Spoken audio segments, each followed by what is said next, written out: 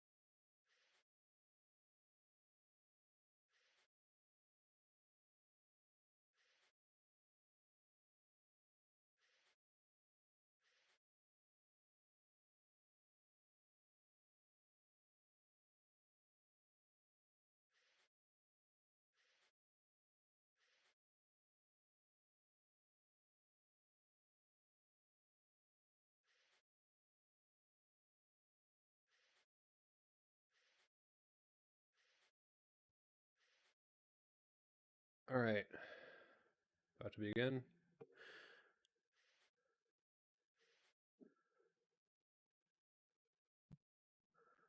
Testing. Okay.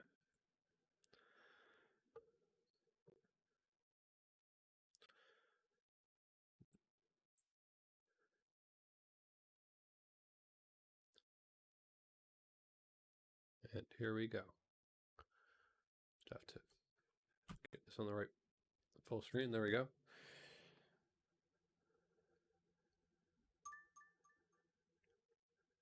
Take bookmark.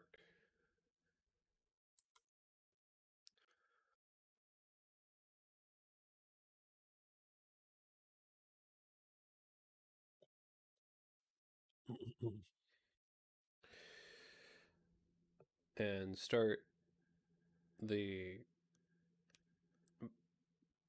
when when the game starts now. I answered, "Do not press me too hard. All at once, I am willing to accept. But will you do this bloody work? I shall cut off her head and fill her mouth with garlic, and I shall drive a stake through her body." It made me shudder to think of so mutilating the body of the woman whom I had loved, and yet the feeling was not so strong.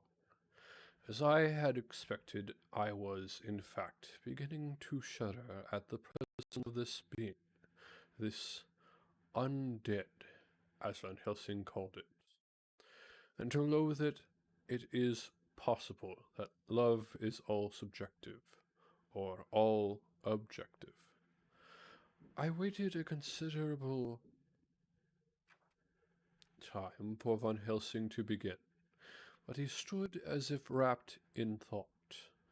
Presently he closed the catch of his bag with a snap and said, "I have been thinking, and have made up my mind as to what is best.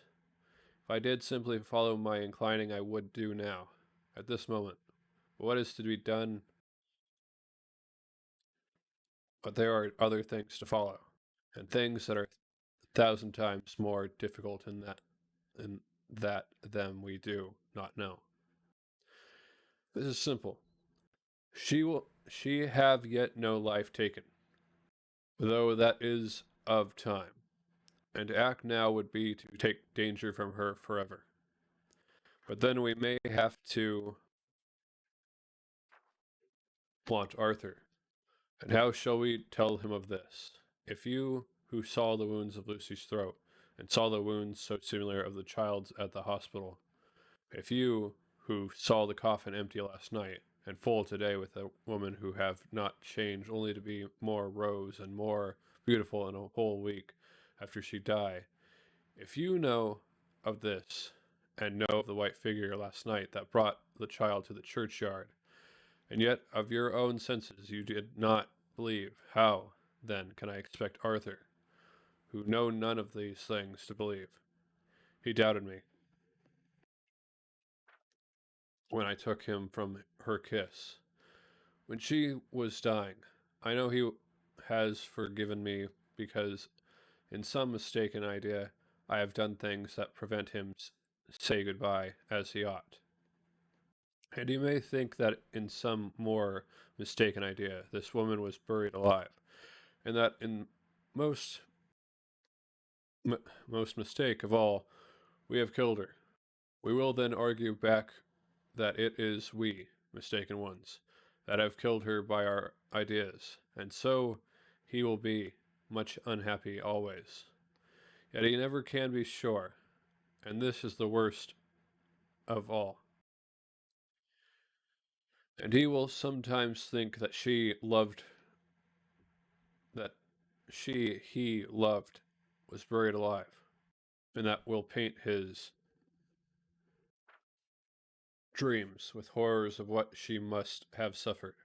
And again, he will think that we may be right, and that his so beloved was, after all, an undead. No. I told him once, and since then I learned much. Now, since I know it is all true, 100,000 times, More do I know that he must pass through the bitter waters to reach the sweet. He, poor fellow, must have 1 hour that will make the very face of heaven grow black to him. Then we can act for good all round and send him peace. My mind is made up. Let us go. You return home for tonight to your asylum, and see that all be well. As for me, I shall spend the night here in this churchyard, in my own way. Tomorrow night you will come to me, to the Berkeley Hall Hotel, at 10 of the clock. I shall send for Arthur to come too, and also that so fine young man of America that gave his blood. Later do shall later we shall all have work to do. I come with you so far as Piccadilly, and there dine, for I must be back here before the sun set. So we locked the tomb and came away, and we got over the wall of the churchyard, which was not much of a task, and drove back to Piccadilly.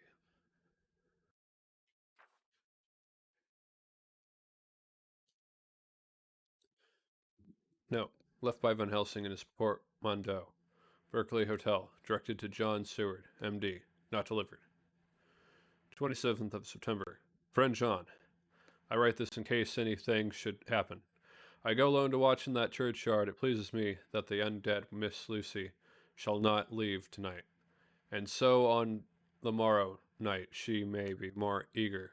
Therefore, I shall fix some things she like, not garlic and a crucifix, and so seal up the door of the tomb. She is young as undead, and will heed. Moreover, these are only to prevent her coming out. They may not prevail on her wanting to get in, for then the undead is desperate, and must find the line of least resistance, whatsoever it may be. I shall be at hand all the night, from sunset till after the sunrise. And if there be aught that may be learned, I shall learn it. For Miss Lucy or from her I have no fear, but that other to whom is there, that she is undead. He have now the power to seek her tomb and find shelter. He is cunning, as I know from Mr. Jonathan, and from the way that all along he have fooled us when he played with us for Miss Lucy's life, and we lost. And we lost. And in many ways, the undead are strong. He have always the strength in his hand of 20 men. Even we four who gave our strength to Miss Lucy, as it also is all to him. Besides, he could summon his wolf, and I know not what. So if it be that he come thither on this night, he shall find me, but none other shall until it be too late. But it may be that he will not attempt the place. There's no reason why he should. His hunting ground is more full of game than the churchyard, where the undead women sleep, and one old man watch. Therefore, I write this in case. Take the papers that are with this, the diaries of Harker, and the rest, and read them, and then find this great undead, and cut off his head, and burn his heart, or drive a stake through it, so that the world may rest from him. If it be so, farewell, Van Helsing. Dr. Seward's Diary, 28th of September. It is wonderful what a good night's sleep will do for one. Yesterday I was almost willing to accept Van Helsing's monstrous ideas, but now they seem to start out lurid before me as outrages on common sense. I have no doubt that he believes it all. I wonder if his mind can have become in any way unhinged. Surely there must be some rational explanation of all these mysterious things. Is it possible that the professor can have done it himself? He is so abnormally clever that if he went off his head, he would carry out his intent with regard to some fixed idea in a wonderful way. I am loath to think it, and indeed it would be almost as great a marvel as the other to find that Van Helsing was mad. But anyhow, I shall watch him carefully. I may get some light on the mystery. 29th of September, morning. Last night, at a little before 10 o'clock, Arthur and Quincy came into Van Helsing's room. He told us all that he wanted us to do, but especially addressing himself to Arthur, as if all our wheels were centered in his. He began by saying that he hoped we would all come with him too. For, he said, there is a grave duty to be done there.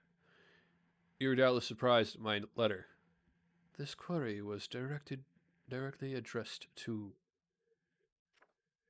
Lord Cottlemy.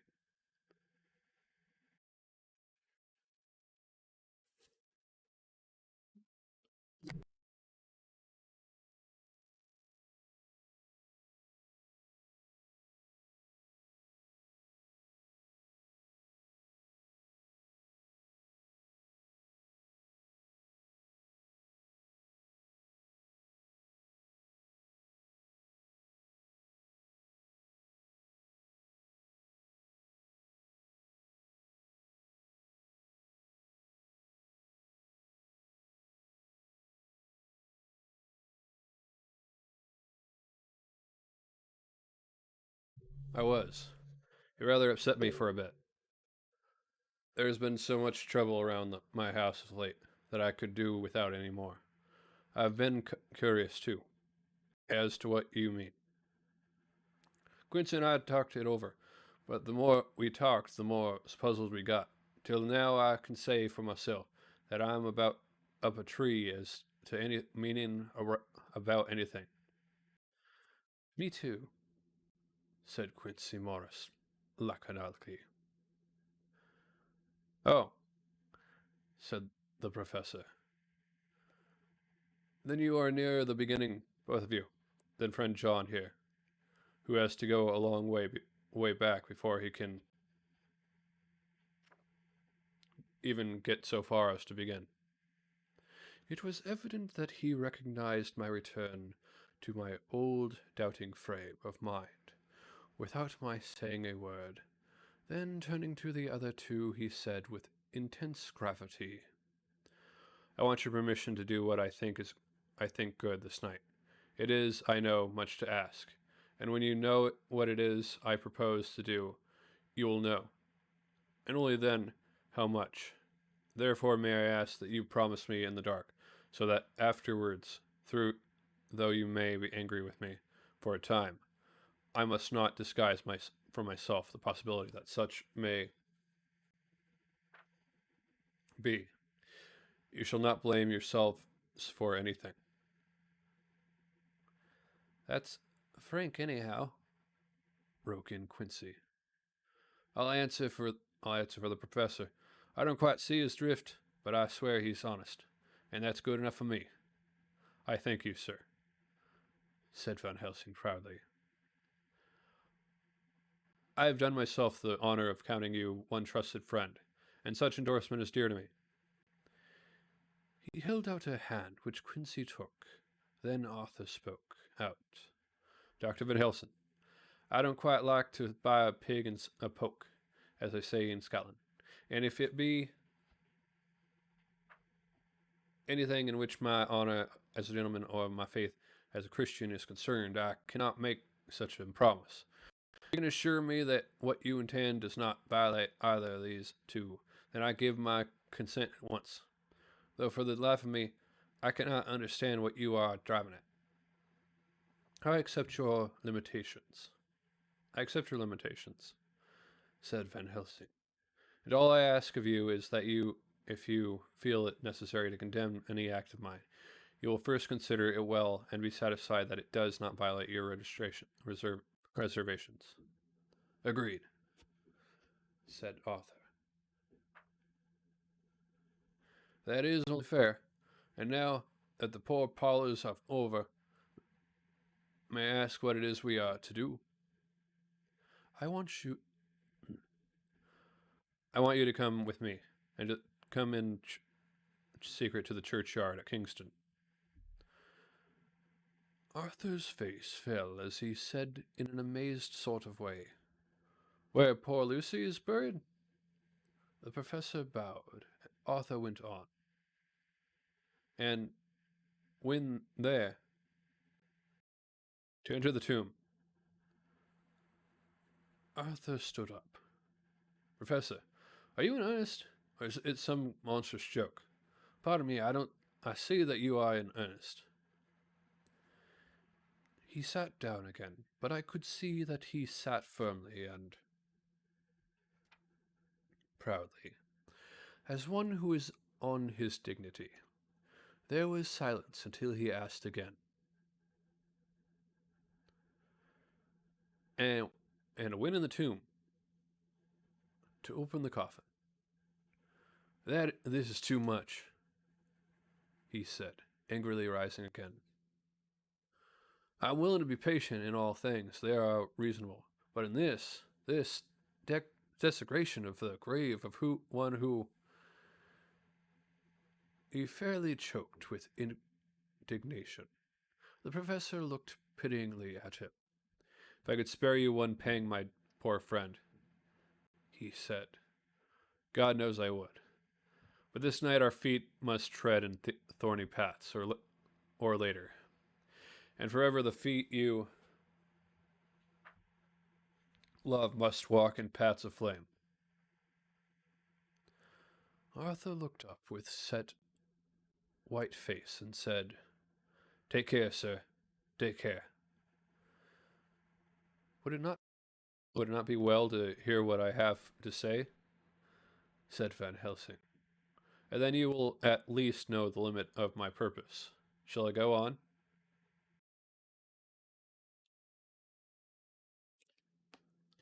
That's fair enough, broke in Morris. After a pause, Van Helsing went on, evidently with an effort. Miss Lucy is dead, is it not so? Yes? Then there can be no wrong to her. But if she be not dead... Arthur jumped to his feet. Good God, he cried. What do you mean? Has there been any mistake? Has she been buried alive? He groaned in an anguish that not even hope could soften. I did not say she was alive, my child. I did not think it. I go no further than to say that she might be undead. Undead? Not alive? What do you mean? Is this all a nightmare, or what is it? There are mysteries which men can only guess at, which age by age. They be solved only in part. Believe me, we are now on the verge of one. But I have not done. May I cut off the head of dead Miss Lucy? Heavens on earth, no! Cried Arthur in a storm of passion. Not for the wide world will I consent to the mutilation of a dead body. Dr. Van Helsing, you try me too far. What have I done to you that you should torture me so? What did that poor sweet girl do that you should want to cast such dishonor on her grave? Are you mad that speak such things, or am I mad that listen to them? Don't dare to think more of such a desecration. I shall not give my consent to anything you do. I have a duty to do in protecting her grave from outrage, and by God I shall do it. Van Helsing rose up from where he had all the time been seated, and said gravely and sternly, My Lord Godalming, I too have a duty to do. A duty to others, a duty to you, a duty to the dead, and by God I shall do it. All I ask now is that you come with me, that you look and listen, And if when later I make the same request you do not be more eager for its fulfillment, even than I am, then then I shall do my duty, whatever it may seem to me, and then to follow for your for your lordship's wishes I shall hold myself at your disposal to render an account to you, when and where you will. His voice broke a little, and he went on with a voice full of pity. But I beseech you, do not go forth in anger with me. In a long life of acts, which were often not pleasant to do, and which sometimes did wring my heart, I have never had so heavy a task as now. Believe me that if the time comes for you to change your mind towards me, one look from you will wipe away all this so sad hour. For I would do what a man can to save you from sorrow. Just think, for why should I give myself so much of labor and so much of sorrow? I have come here from my own land to do what I can of good. At the first to please my friend John, and then to help a sweet young lady, whom, too, I came to love. For her I am ashamed to say so much, but I say it in kindness. I gave what you gave, the blood of my veins. I gave it. I, who was not, like you, her lover, but only her physician and her friend. I gave to her my nights and days, before death, after death, and if my death can do her good even now, when she is the dead, undead, she shall have it freely. He said,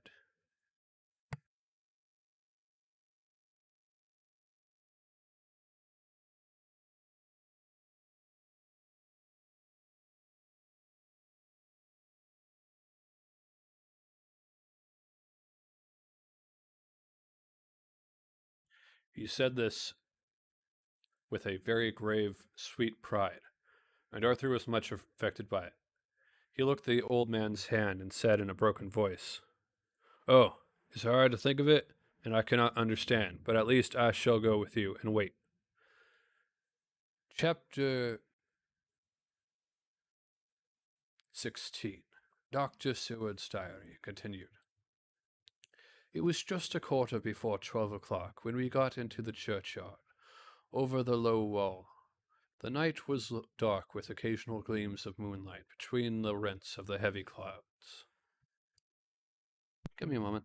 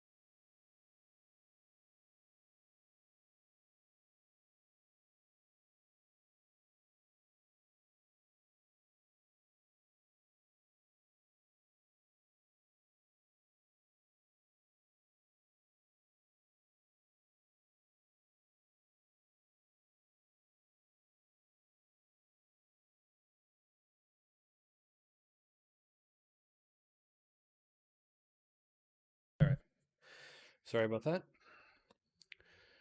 Chapter 16. Dr. Seward's Diary. Continued.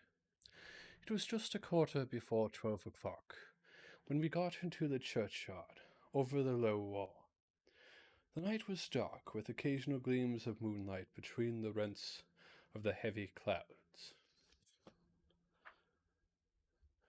that scudded across the sky. We all kept somehow close together, with Van Helsing slightly in front of as he led the way. When we had come close to the tomb, I looked well at Arthur, for I feared that the proximity to a place laden with so sorrowful a memory would upset him, but he bore himself well. I took it that the very mystery of the proceeding was in some way a counterant to his grief. The professor unlocked the door, and seeing a natural hesitation amongst us for various reasons, solved the difficulty by entering first himself. The first of us followed. The rest of us followed, and he closed the door. He then lit a dark lantern and pointed to the coffin. Arthur stepped forward hesitatingly. Van Helsing said to me, "You were with me here yesterday.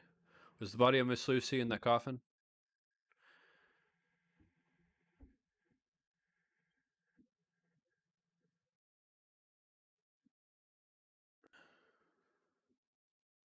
It was. The professor turned to the rest of saying, "You hear, and yet there is no one who does not believe with me."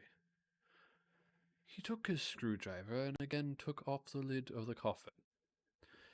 Arthur looked on, very pale but silent.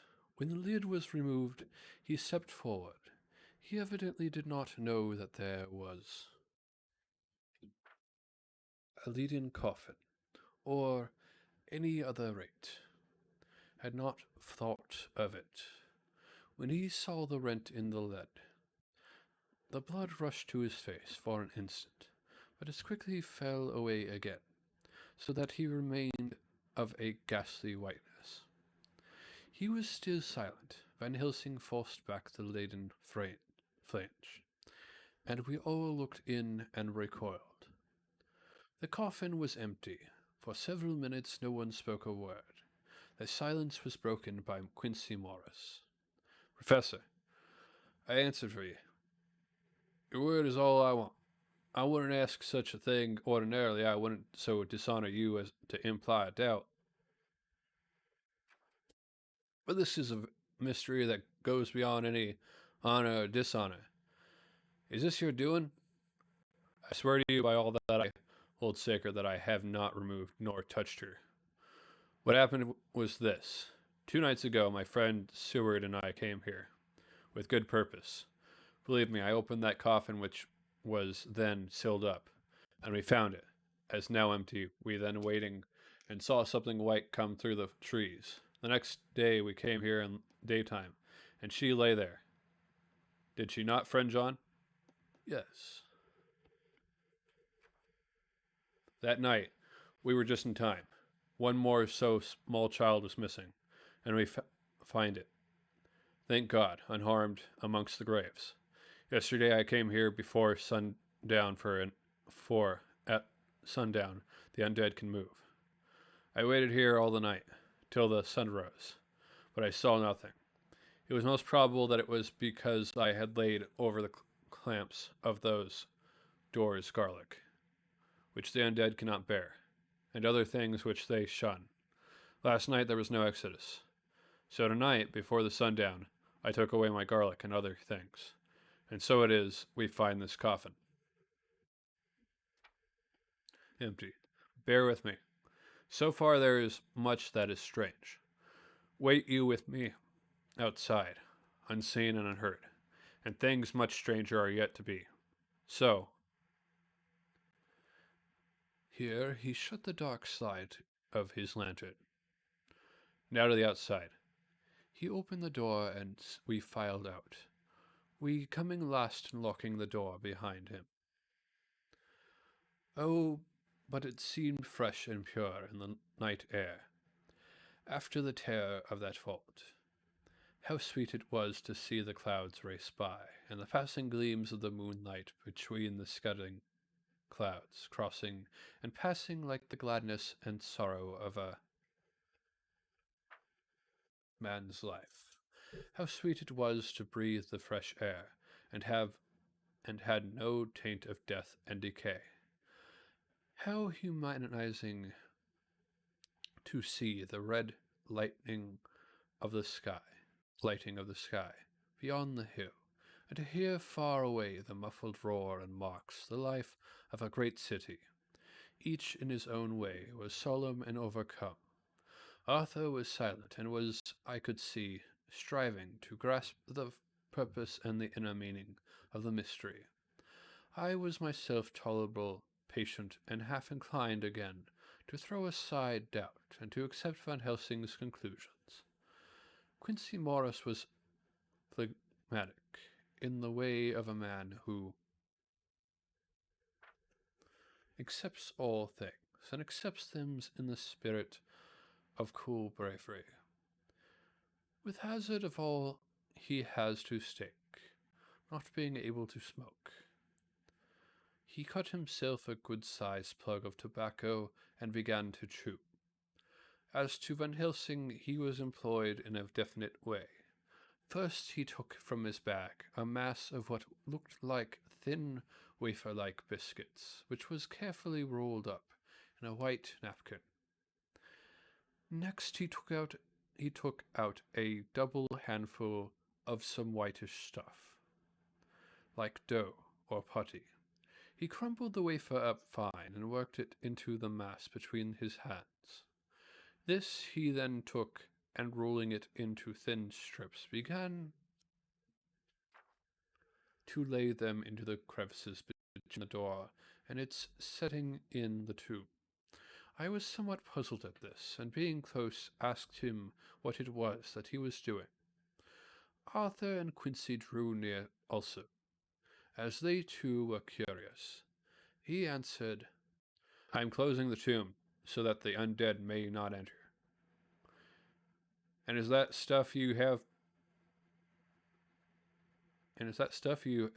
put there going to do it?" asked Quincy. "Great Scott, is this a game?" "It is." "What is that which you are using?" This time the question was by Arthur. Van Helsing reverently lifted his hat as he answered, "The host. I brought it from Amsterdam. I have an indulgence." It was an answer that appalled the most skeptical of us. And we felt individually that in the presence of such earnest purpose as the professor's, a purpose which could thus use to him most sacred of things, it was impossible to distrust. In respectful silence we took the places assigned to us, close around the tomb, but hidden from the sight of any one approaching. I pitied the others, especially Arthur. I had myself been apprenticed by my former visits to this watching horror, and yet I, who had up to an hour ago reputed the proofs, felt my heart sink within me. Never did tombs look so ghastly white. Never did cypress or yew or juniper so seem embodiment of funeral gloom. Never did tree or grass wave or rustle so ominously. Never did bough creak so mysteriously, and never did the faraway howling of dogs send such a woeful presage through the night. There was a long spell of silence, a big aching void, and then from the professor a keen "Sss." He pointed, And far down the avenue of yews, we saw a white figure advance, a dim white figure which held something dark at its breast. The figure stopped at the moment a ray of moonlight fell upon the masses of driving clouds, and showed in startling prominence a dark-haired woman, dressed in the cerements of the grave. We could not see the face, for it was bent down over what we saw to be a fair-haired child. There was a pause and a sharp little cry, such as a child gives in sleep, or a dog as it lies before the fire and dreams. We were starting forward, but the professor's warning hand, seen by us as he stood behind a yew tree, kept us back, and then, as we looked, the white figure moved forwards again. It was now near enough for us to see clearly, and the moonlight still held. My own heart my own heart grew cold as ice, and I could hear the gasp of Arthur as we recognized the features of Lucy Westerner. Lucy Westerner, but yet how changed! The sweetness was turned to adamantine. Heartless cruelty and the purity of voluptuous wantonness. Van Helsing stepped out, and obedient to his gesture, we all advanced too. The four of us ranged in a line before the door of the tomb. Van Helsing raised his lantern and drew the slide. By the concentrated light that fell on Lucy's face, we could see that the lips were crimson with fresh blood, and that the stream had trickled over her chin and stained the purity of her lawn death robe. We shuddered with horror. I could see by the tremulous light, that even Van Helsing's iron nerve had failed. Arthur was next to me, and if I had not seized his arm and held him up, he would have fallen. When Lucy, I call the thing that was before us Lucy, because it bore her shape, saw us, she drew back with an angry snarl, such as a cat gives when taken unawares. Then her eyes ranged over us. Lucy's eyes in form and colour, but Lucy's eyes unclean and full of hellfire, instead of the pure, gentle orbs we knew. At that moment, the remnant of my love passed into hate and loathing. Had she then to be killed, I could have done it with savage delight.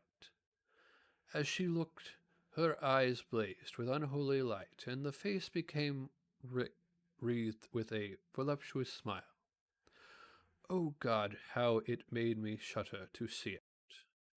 With a careless motion, she flung to the ground, careless as a devil. The child that up to now she had clutched strenuously to her breast, growling over it as a dog growls over a bone. The child gave a sharp cry and lay there moaning. There was a cold-bloodedness in the act which wrung a groan from Arthur. When she advanced to him with outstretched arms and a wanton smile, he fell back and hid his face in his hands. She still advanced, however, with a languorous, voluptuous grace, said, "Come to me, Arthur. Leave these others and come to me. My arms are hungry for you. Come, and we can rest together. Come, my husband, come."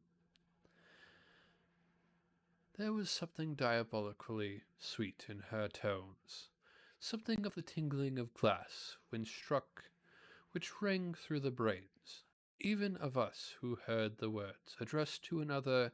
As for Arthur, he seemed under a spell. Moving his hands from his face, he opened wide his arms. She was leaping for them when Van Helsing sprang forward and held between them his little golden crucifix.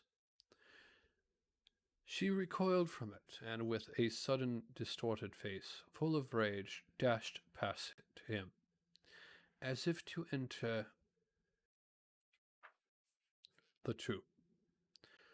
When within a foot or two of the door, however, she stopped as if arrested by some irresistible force.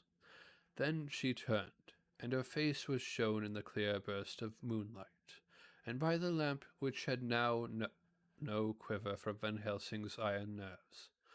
Never did I see such baffled malice on a face, and never, I trust, shall such ever be seen again by mortal eyes. The beautiful colour became livid. The eyes seemed to throw out sparks of hellfire. The brows were wrinkled as though the folds of the flesh were the coils of Medusa's snakes, and the lovely blood-stained mouth grew to an open square, as in the passion's mask of the Greeks and Japanese. If ever a face meant death, it looks like if looks could kill, we saw it at that moment. And so for full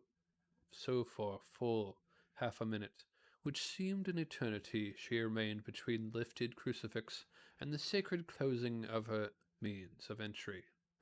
Van Helsing broke the silence by asking Arthur, "Answer me, oh my friend. Am I to proceed in my work?" Arthur threw himself on his knees and hid his face in his hands as he answered, "Do as you, do as,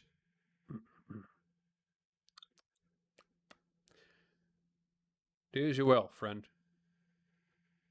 Do as you will.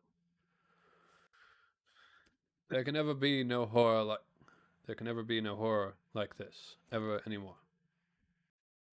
And he groaned in spirit. Quincy and I simultaneously moved towards him and took his arms.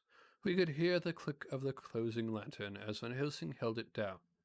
Coming close to the tomb, he began to remove from the chinks some of the sacred emblem which he had placed there.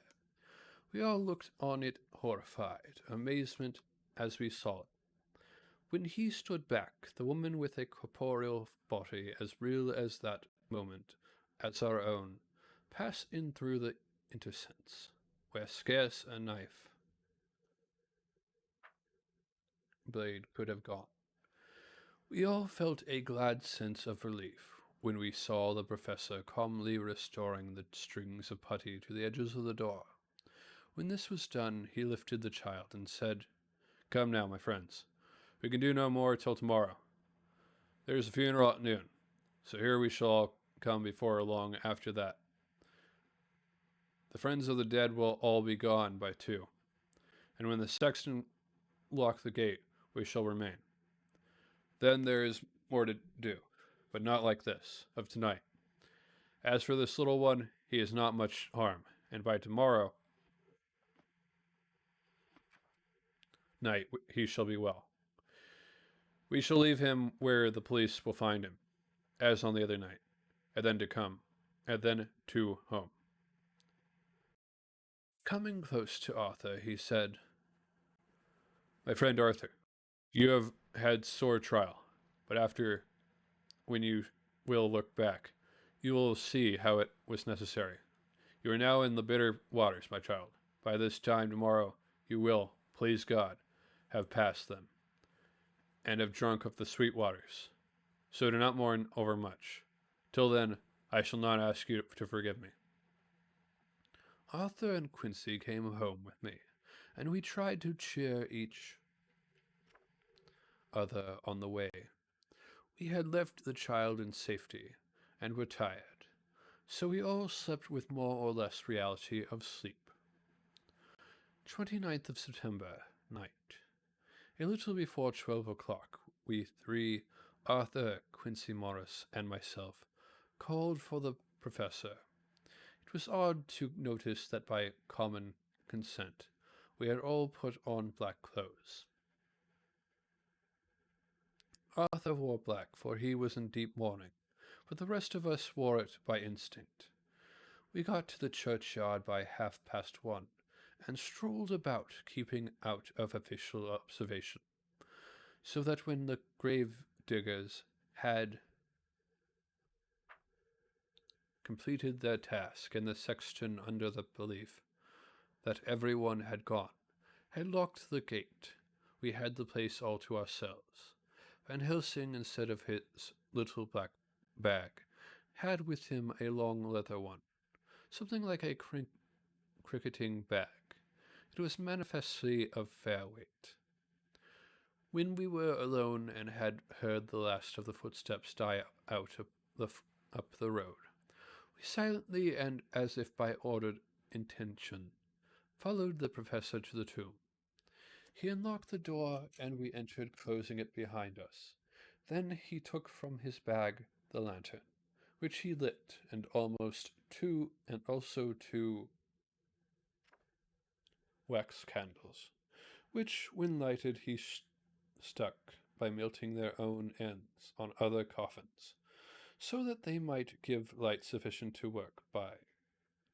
When he again lifted the lid off Lucy's coffin, we all looked, Arthur trembling like an aspen, and saw that the body lay there in all its death beauty.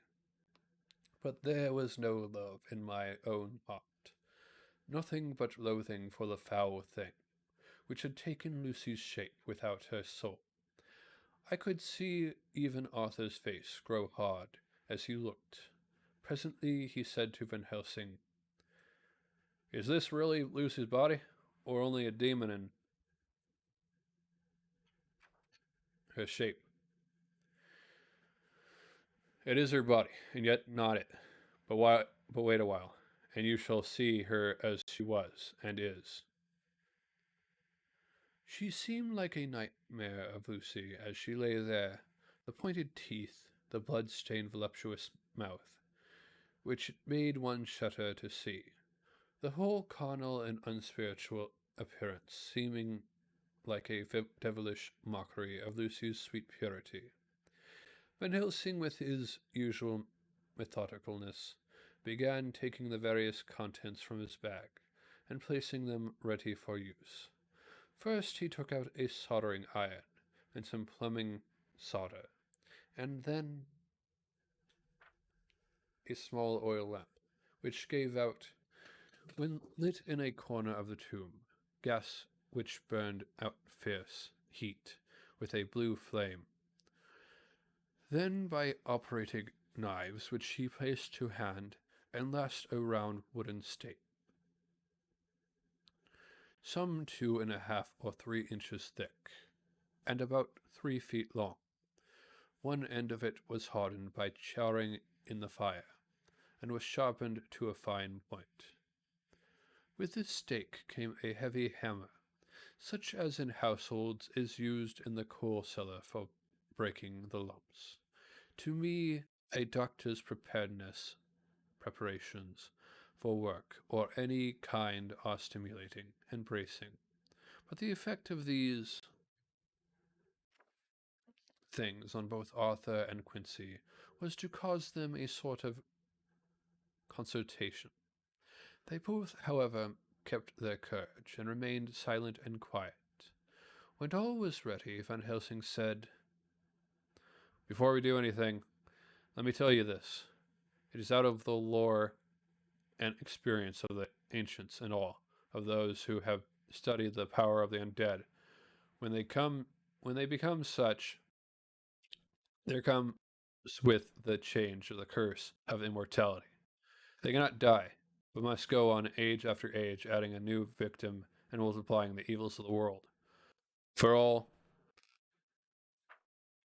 that die from the preying of the undead become themselves undead, and prey on their kind, and so the circle goes on ever widening, like as the ripples from a stone thrown in the water.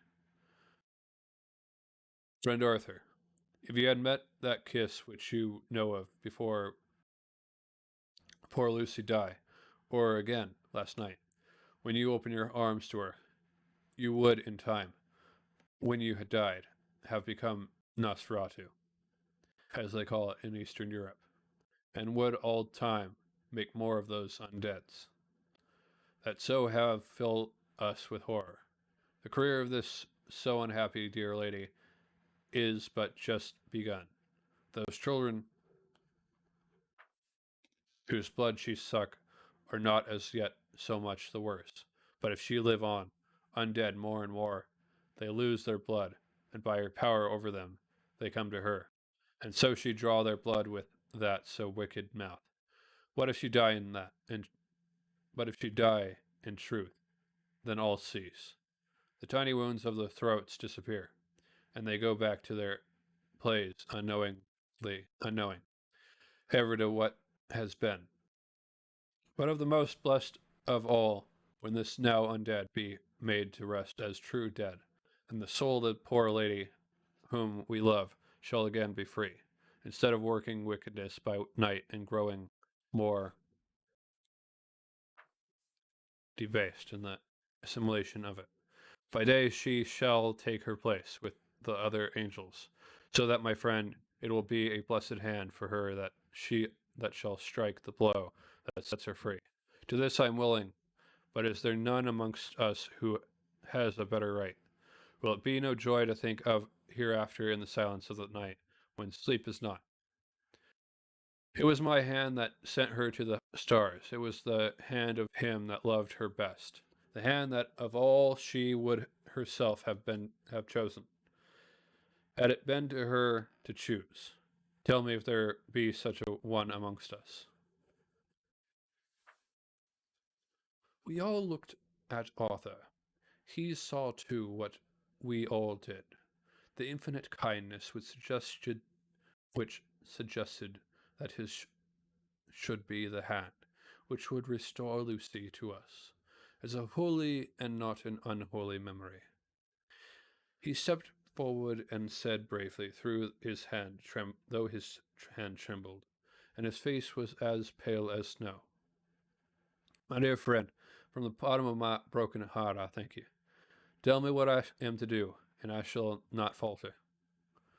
Van Helsing laid a hand on his shoulder and said, "Brave lad, a moment's courage, and it is done. The stake must be driven through her. It will be a fearful ordeal. Be not deceived in that, but it will be only a short time, and you will then rejoice more than your pain was great. From this grim tomb you will emerge as though you tread on air. But you must not falter when once you have begun. Only think that we, your true friends, are round you, and that we pray for you all the time. Go on," said Arthur hoarsely. "Tell me what I am to do." "Take the stake in your left hand, ready to place the point over the heart, and the hammer in your right. Then, when we begin our prayer for the dead, I shall read him. I have here the book, and the others shall follow, strike in God's name, that so all may be well with the dead, that we love, and that the undead pass away." Arthur took the stake and the hammer, and when once his mind was set on action, his hands never trembled, nor even quivered. Van Helsing opened his missal and began to read, and Quincy and I followed as well as we could. Arthur placed the point over the heart, and as I looked, I could see its dint in the white flesh. Then he struck with all his might. The thing in the coffin writhed, and a hideous blood-curdling screech came from the opened red lips. The body shook and quivered and twisted in wild contortions. The sharp white teeth champed together till the lips were cut, and the mouth was smeared with a crimson foam. But Arthur never faltered. He looked like a figure of Thor, as his untrembling arm rose and fell, driving deeper and deeper the mercy-bearing stake, whilst the blood from the pierced heart wailed and spurted up around it. His face was set, and high duty seemed to shine through it. The sight of it gave us courage, so that Our voices seemed to ring through the little vault, and then the writhing and quivering of the body became less, and the teeth seemed to chap, and the face to quiver. Finally it lay still. The terrible task was over. The hammer fell from Arthur's hand. He reeled and would have fallen had we not caught him. The great drops of sweat sprang from his forehead, and his breath came in broken gasps. It had indeed been an awful strain on him, and had he not been forced to his task by more than human considerations, he could never have gone through with it. For a few take a commercial break here.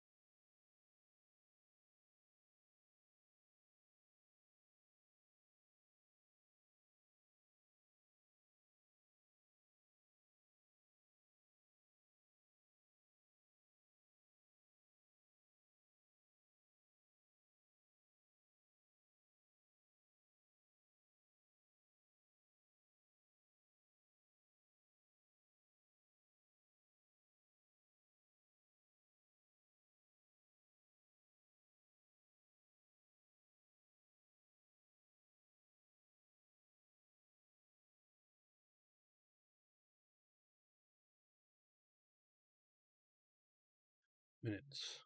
We were so taken up with him that we did not look towards the coffin. When we did, however, a murmur of startled surprise ran from one to the other of us. We gazed so eagerly that Arthur rose, for he had been seated on the ground, and came and looked too. And then a glad, strange light broke over his face and dispelled altogether the gloom of horror that lay upon it. There in the coffin lay no longer the foul thing that we had so dreaded, and grown to hate, that the work of her destruction was yielded as a privilege to the one best entitled to it. But Lucy, as we had seen her in her life, with her face of unequalled sweetness and purity, true that there were there, as we had seen life in life, as we had seen them in life, the traces of care and pain and waste. But these were all dear to us, for they marked her truth to what we knew. One and all, we felt that the holy calm that lay like sunshine over the wasted face and form was only an earthly token, and symbol of the calm that was to reign forever. Van Helsing came and laid his hand on Arthur's shoulder, and said to him, "And now, Arthur, my friend, dear lad, am I not forgiven?"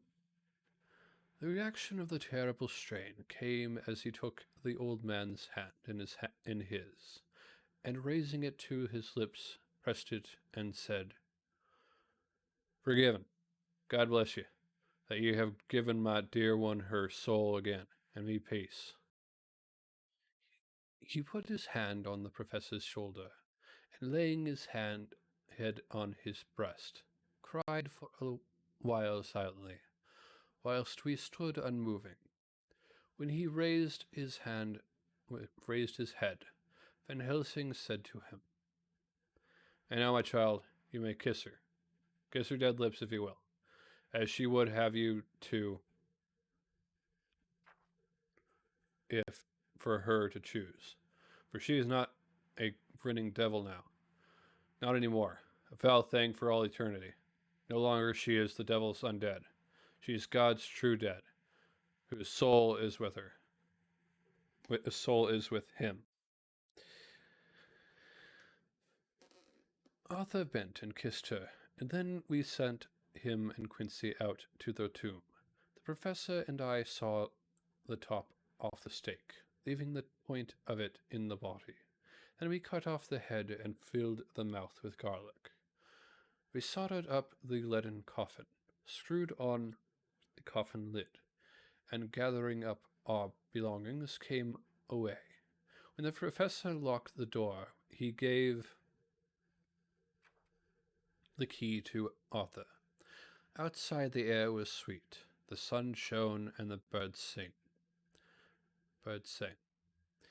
And it seemed as if all nature were tuned to a different pitch.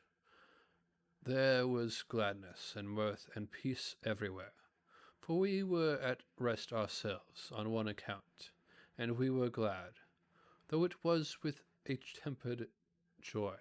Before we moved away, Van Helsing said, "Now, my friends, one step of our work is done, one of the most harrowing to ourselves. But there remains a greater task, to find out the author of all this, our sorrow, and to stamp him out. I have clues which we can follow, but it is a long task and a difficult, and there is danger in it, and pain. Shall you not all help me? We have learned to believe, all of us. Is it not so? And since so, do we not see our duty? Yes. And do we not promise to go on to the better end?"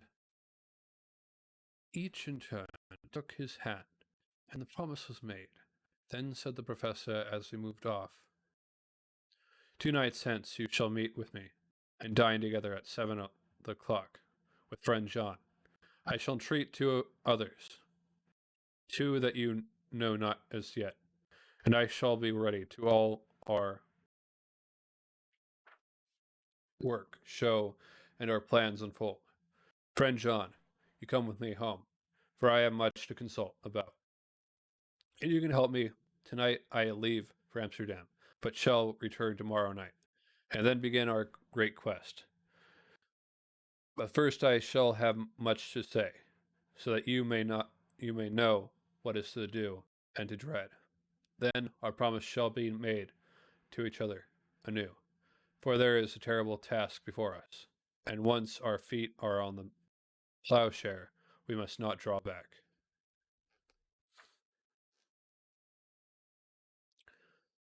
Chapter 17.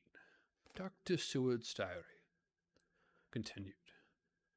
When we arrived at the Berkeley Hotel, Van Helsing found a telegram waiting for us. Coming up by train. Jonathan at Whitby. Important news. Am coming by train. Jonathan at Whitby. Important news. Mina Harker.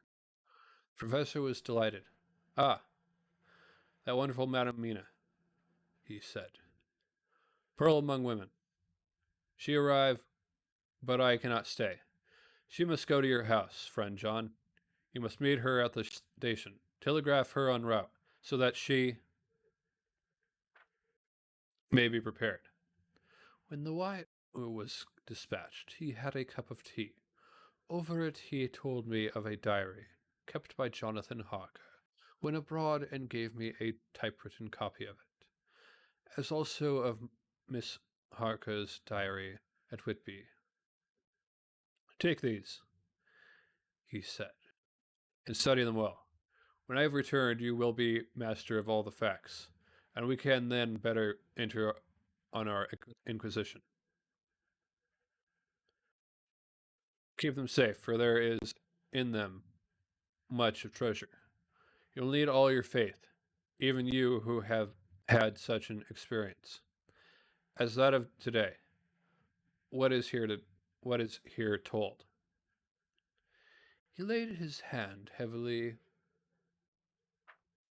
on and gravely on the packet of papers as he spoke. Maybe the beginning of the end to you and me and many other, or it may sound the knell of the undead who walk the earth. Read all, I pray you, with the open mind, and if you can add in any way to the story here told, do so, for it is all important. You have kept diary of all these so strange things. Is it not so? Yes? Then we shall go through all these together, when that we meet. He then made ready for his departure, and shortly after drove off to Liverpool Street. I took my way to Paddington, where I arrived about 15 minutes before the train came in.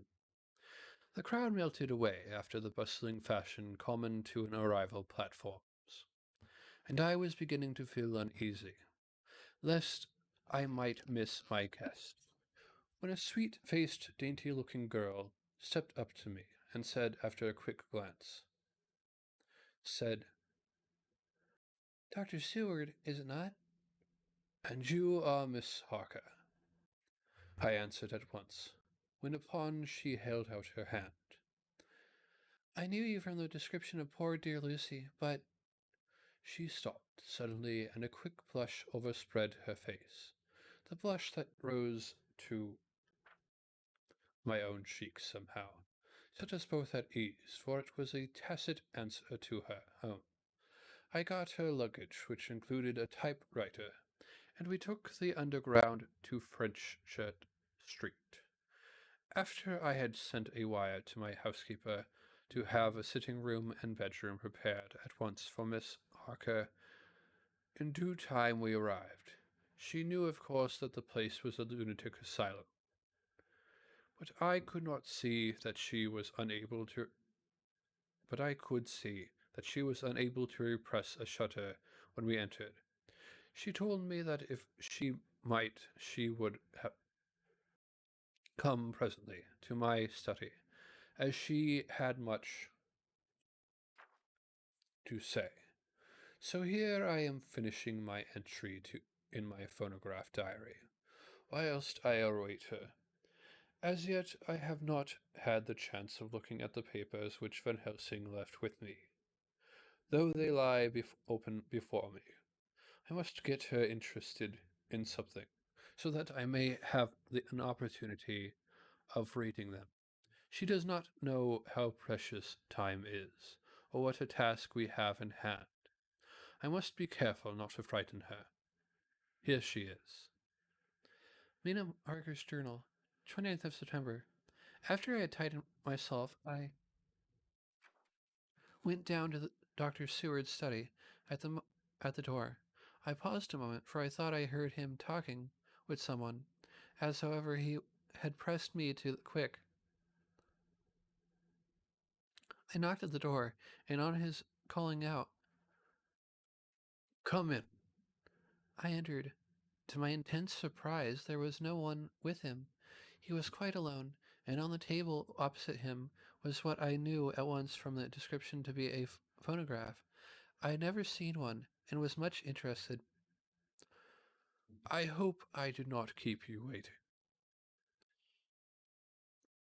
I hope I did not keep you waiting, I said. But I stayed at the door as I heard you talking and thought there was someone with you. Oh, He replied with a smile. I was only entering my diary.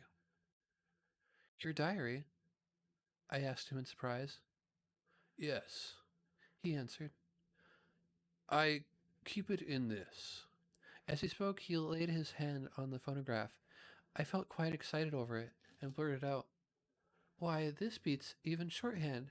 May I hear it say something?" Certainly.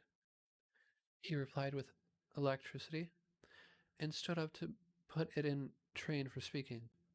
Then he paused, and a troubled look overspread his face. The fact is, He began awkwardly. I only keep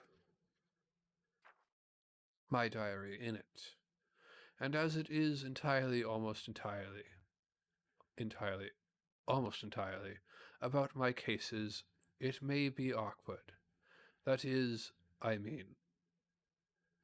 He stopped, and I tried to help him out of his embarrassment. You helped to attend dear Lucy at the end. Let me hear how she died. For all that I know of her, I shall be very grateful. She was very, very dear to me. To my surprise, he answered with a horror-struck look in his face. Tell you of her death? Not for the wide world. Why not? I asked, for some grave, terrible feeling was coming over me.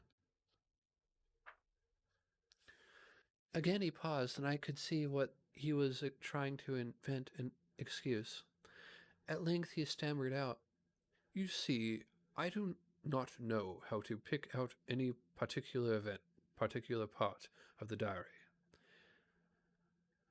Even while he was speaking, an idea dawned upon him, and he said with unconscious simplicity, in a different voice and with the naivete of a child, That's quite true, upon my honor.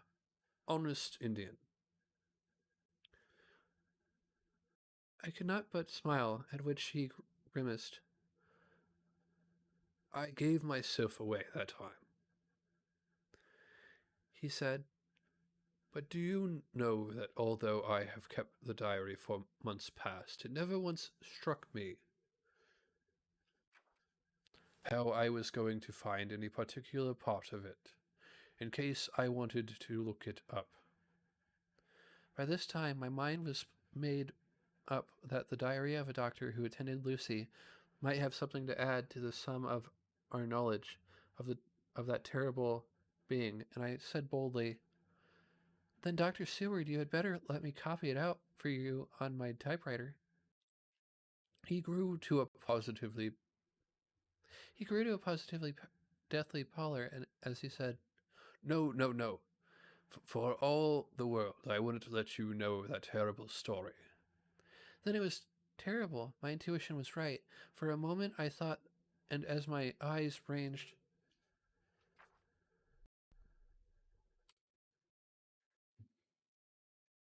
the room, unconsciously looking for something or some opportunity to aid me, they lit on the great batch of typewriting on the table. His eyes caught the look in mine, and without his thinking, followed their direction. As they saw the parcel, he realized my meaning. "You do not know me," I said. When you have read those papers, my own diary and my husband's also, which I have typed, you will know me better. I have not faltered in giving every thought of my own heart in this cause. But of yet, but of course, you do not know me yet, and I must not expect you to trust me so far. He is certainly a man of noble nature. Poor dear Lucy was right about him. He stood up and opened a large drawer in which were arranged in order a number of hollow cylinders of metal covered with dark wax, and said, "You are quite right. I did not trust you because I did not know you. But I know you now, and let me say that I should have known you long ago. I know that Lucy told you of me. She told me of you, too. May I have the only atonement in my power? May I make the only atonement in my power?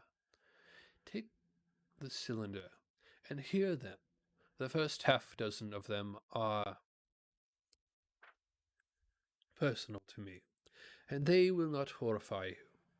Then you will know me better. Dinner will by then be ready. In the meantime, I shall read over some of these documents, and shall be better able to understand certain things." He carried the phonograph himself up to my sitting room and adjusted it for me. Now I shall learn something pleasant, I am sure, for it will tell me the other side of a true love episode of which I know one side already. Dr. Seward's Diary, 29th of September. I was so absorbed in that wonderful diary, Jonathan Harker, and that other of his wife, that I let the time run on without thinking. Miss Harker was not down when the maid came to announce dinner, so I said, "She is possibly tired. Let dinner wait an hour," and I went on with my work. I had just finished Miss Harker's diary when she came in.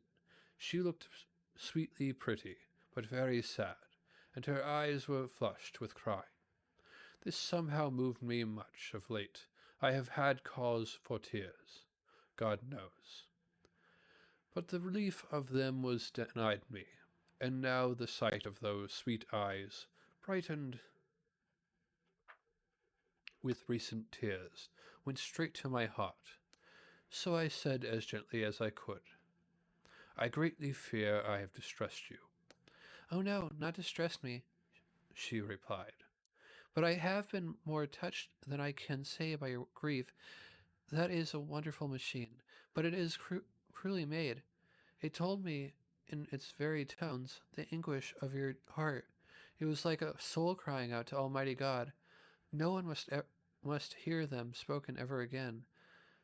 See, I have tried to be useful. I have copied out the words on my typewriter, and none other need now hear your heart beat as I did." No one need ever. No one ever need know, shall ever know. No one need know, shall ever know, I said in a low voice. She laid her hand on mine, and said very gravely, "Ah, but they must." "Must? But why?" I asked.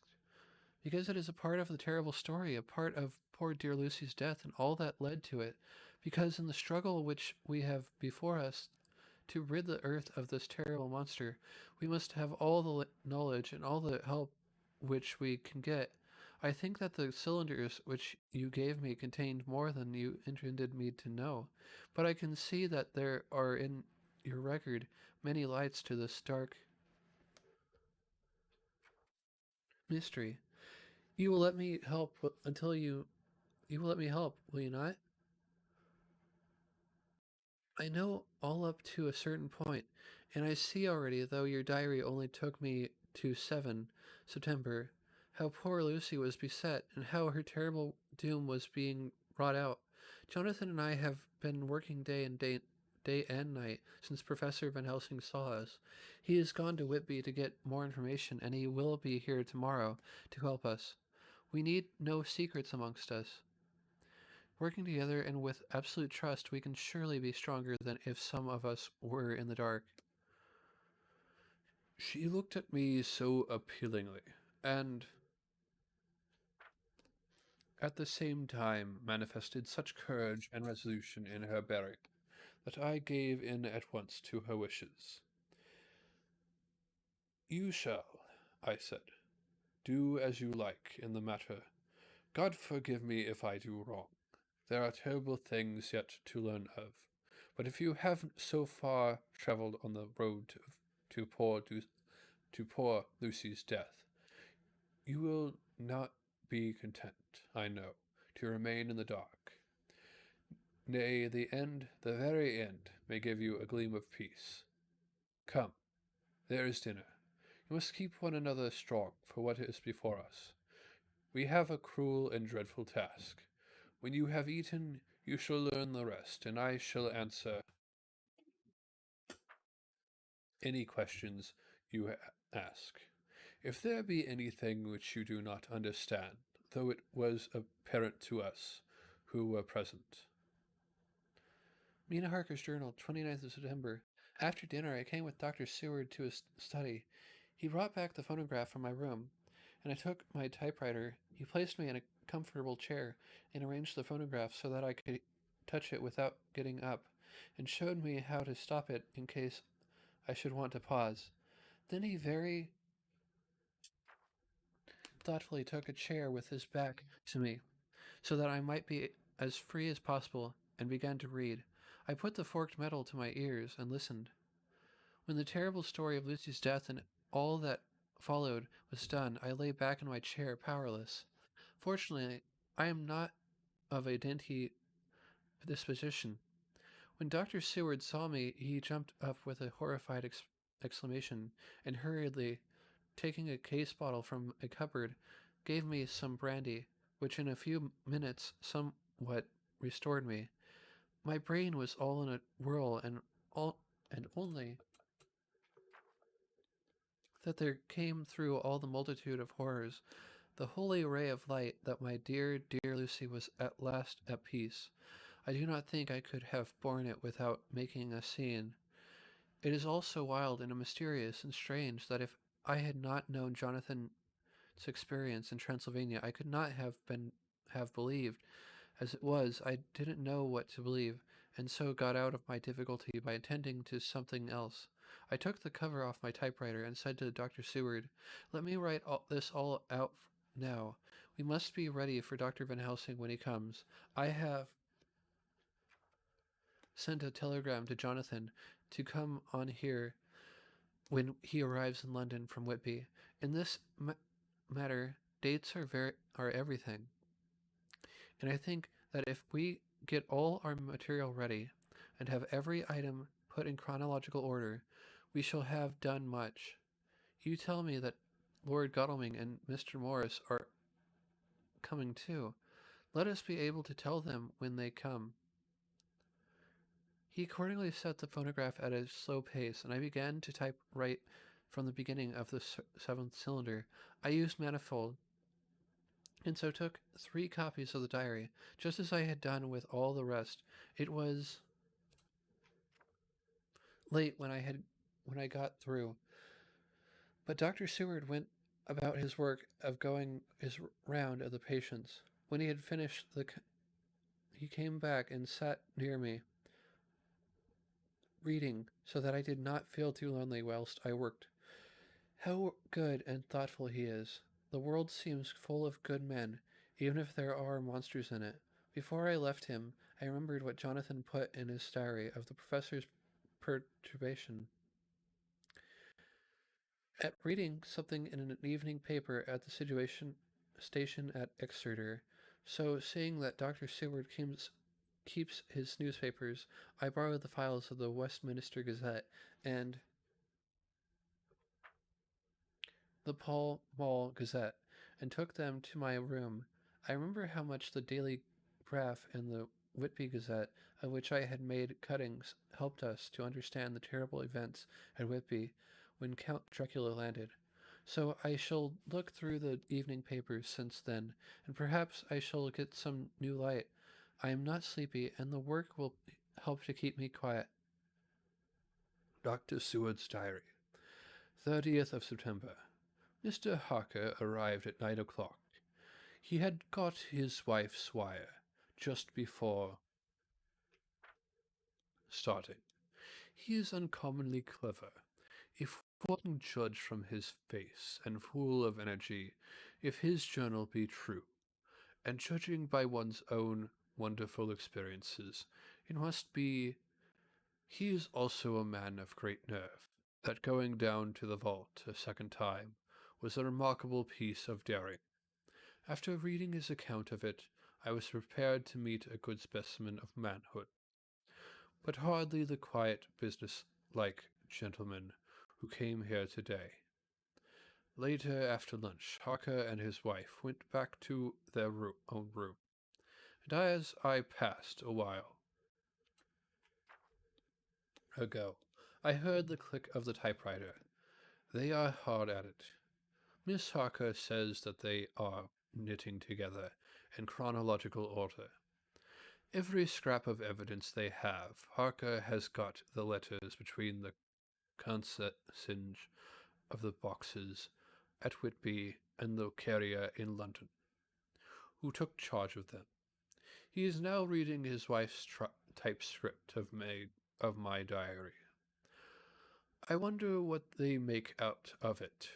Here it is.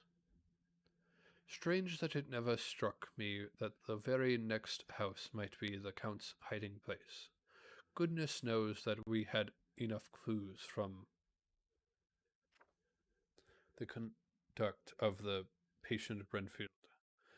The bundle of letters relating to the purchase of the house were with the typescript. Oh, if we had only had them earlier, we might have saved poor Lucy. Stop. That way madness lies. Harker has gone back and is again collating his material.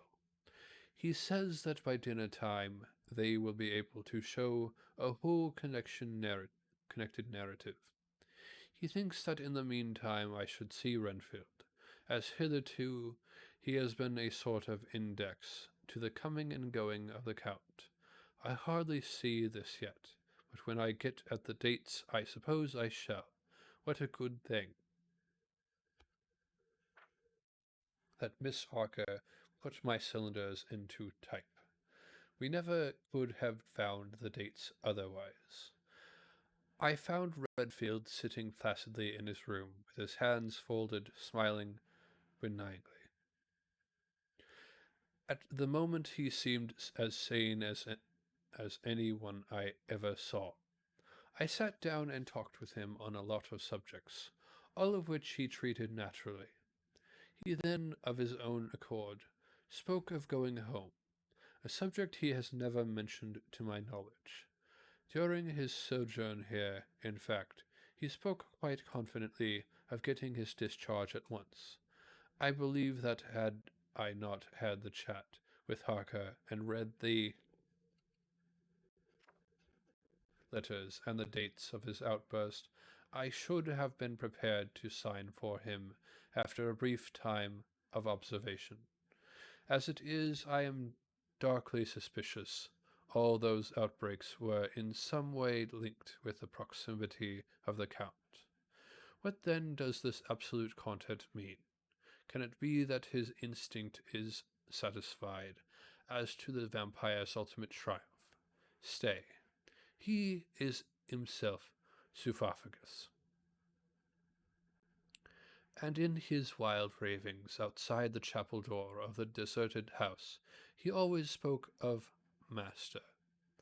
This all seems confirmation of our idea. However, after a while I came away. My friend is just a little too sane at present to make it safe to probe him too deep with questions. He might begin to think, and then, so I came away. I mistrust these quiet moods of his, so I have given the attendant a hint to look closely after him, and to have a straight waistcoat ready in case of need. Jonathan Harker's journal. 29th of September. train to London when I received Mr. Billington's courteous message that he would give me any information in his power, I thought it best to go down to Whitby and make on the spot such inquiries as I wanted. It was now my object to trace that horrid cargo of the Count's to its place in London. Later we may be able to deal with it. Billington Jr., a nice lad, met me at the station and brought me to his father's house, where they had decided that I must stay the night. They are hospitable with true Yorkshire hospitality. Give a guest everything and leave him free to do as he likes. They all knew that I was busy, and that my stay was short, and Mr. Billington had ready in his office all the papers concerning the consignment of boxes. It gave me almost a turn to see again one of the letters which I had seen on the Count's table before I knew of his diabolical plans. Everything had been carefully thought out and done systematically and with precision. He seemed to have been prepared for every obstacle which might be placed by accident in the way of his intentions being carried out. To use an Americanism, he had taken no chances, and the absolute accuracy of which his instructions were fulfilled was simply the logical result of his care. I saw the invoice and took note of it. 50 cases of common earth to be used for experimental purposes. Also the copy of the letter to Carter Patterson and their reply. Of both of these I got copies. This was all the information Mr. Billington could give me. So I went down to the port and saw the Coast Guards, the customs officer, and the harbor master. They had all something to say of the strange entry of the ship, which is already taking its place in local tradition. But no one could add to the simple description, 50 canes of common earth. I then saw the station master, who kindly put me in communication with the men who had actually received the boxes.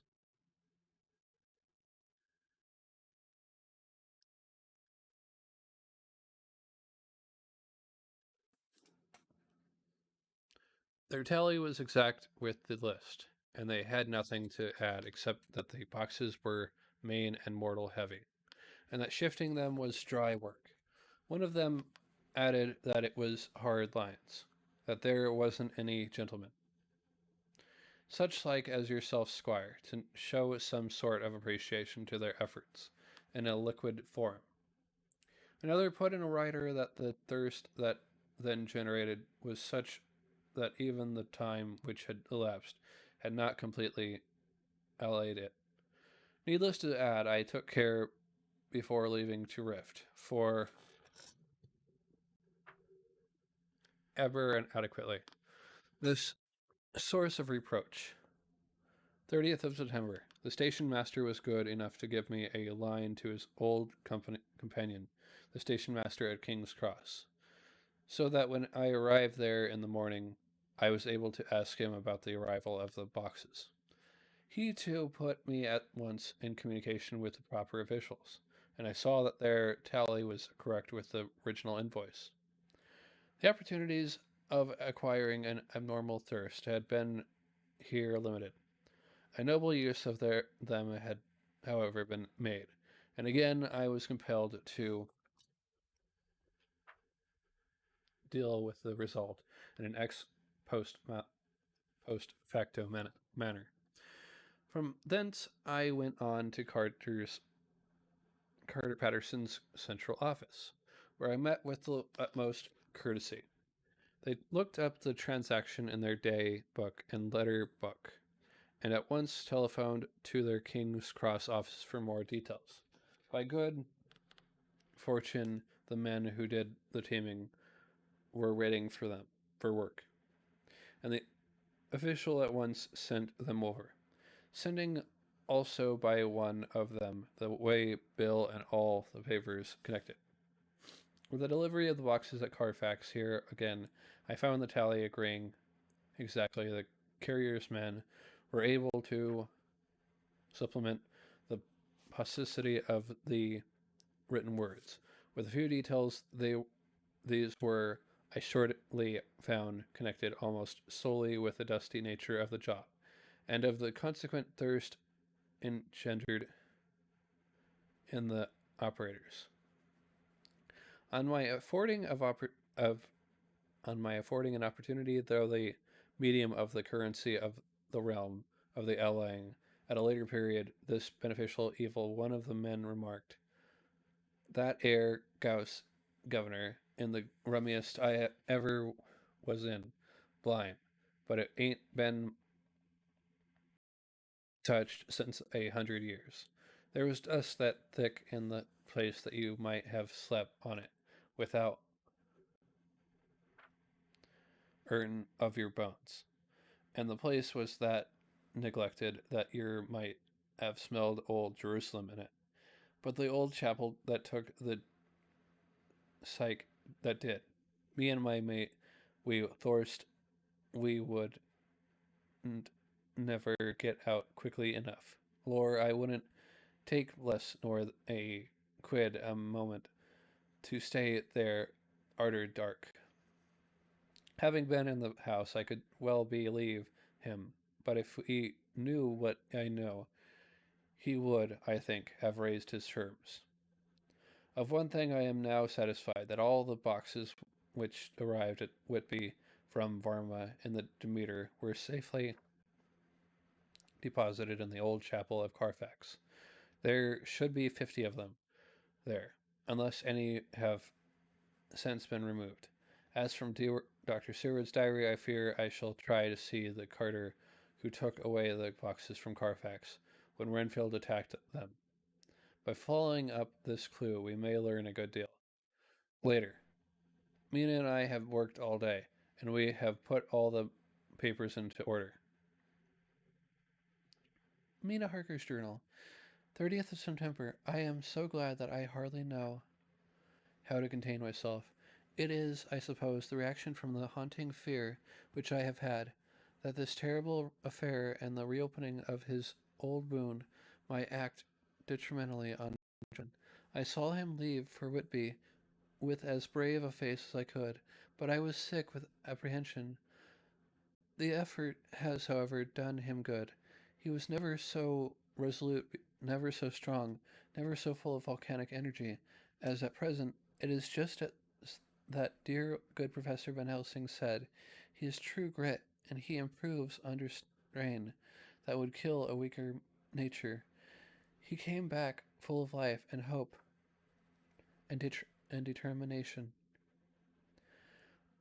We have got everything in our order for tonight. I feel myself quite wild with excitement. I suppose one ought to pity anything so hunted as is the Count.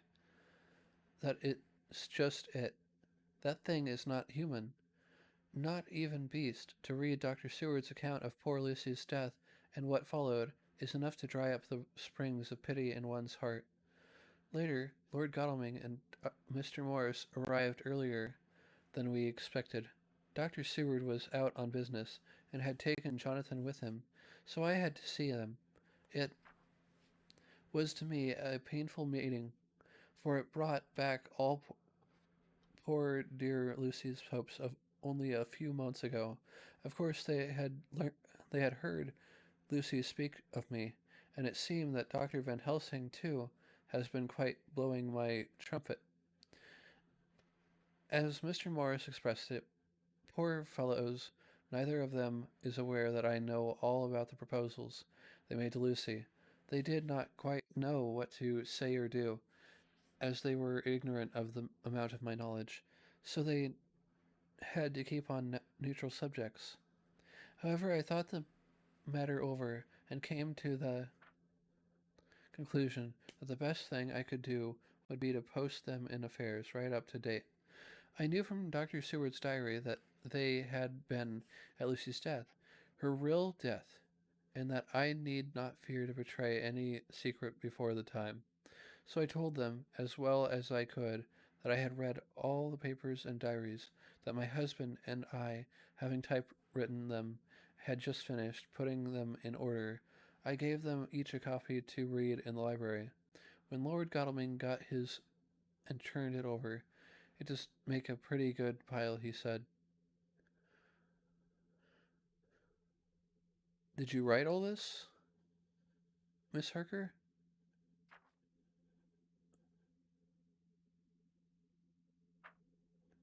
I nodded, and he went on. "I don't quite see the drift of it, but you people are all so good and kind, and have been working so earnestly and so energetically that all I can do is to accept your ideas blindfolded and try to help you.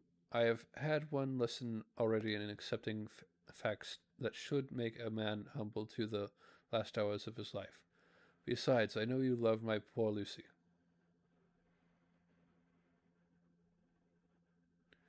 Here he turned away and covered his face with his hands. I could hear the tears in his voice. Mr. Morris, with indistinctive delicacy, just laid a hand for a moment on his shoulder, and then walked quietly out of the room.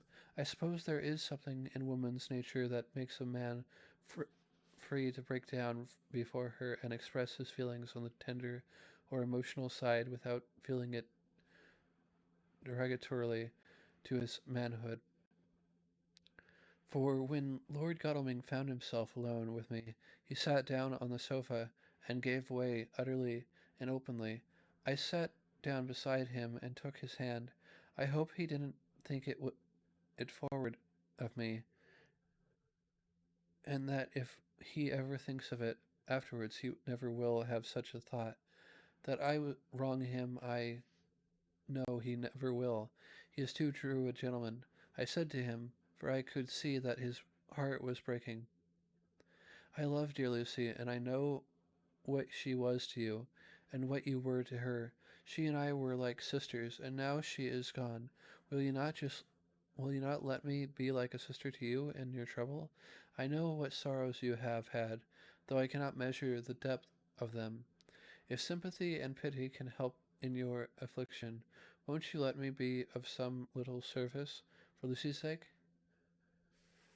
In an instant the poor dear fellow was overwhelmed with grief. It seemed to me that all that he had too late been suffering in silence found a vent at once.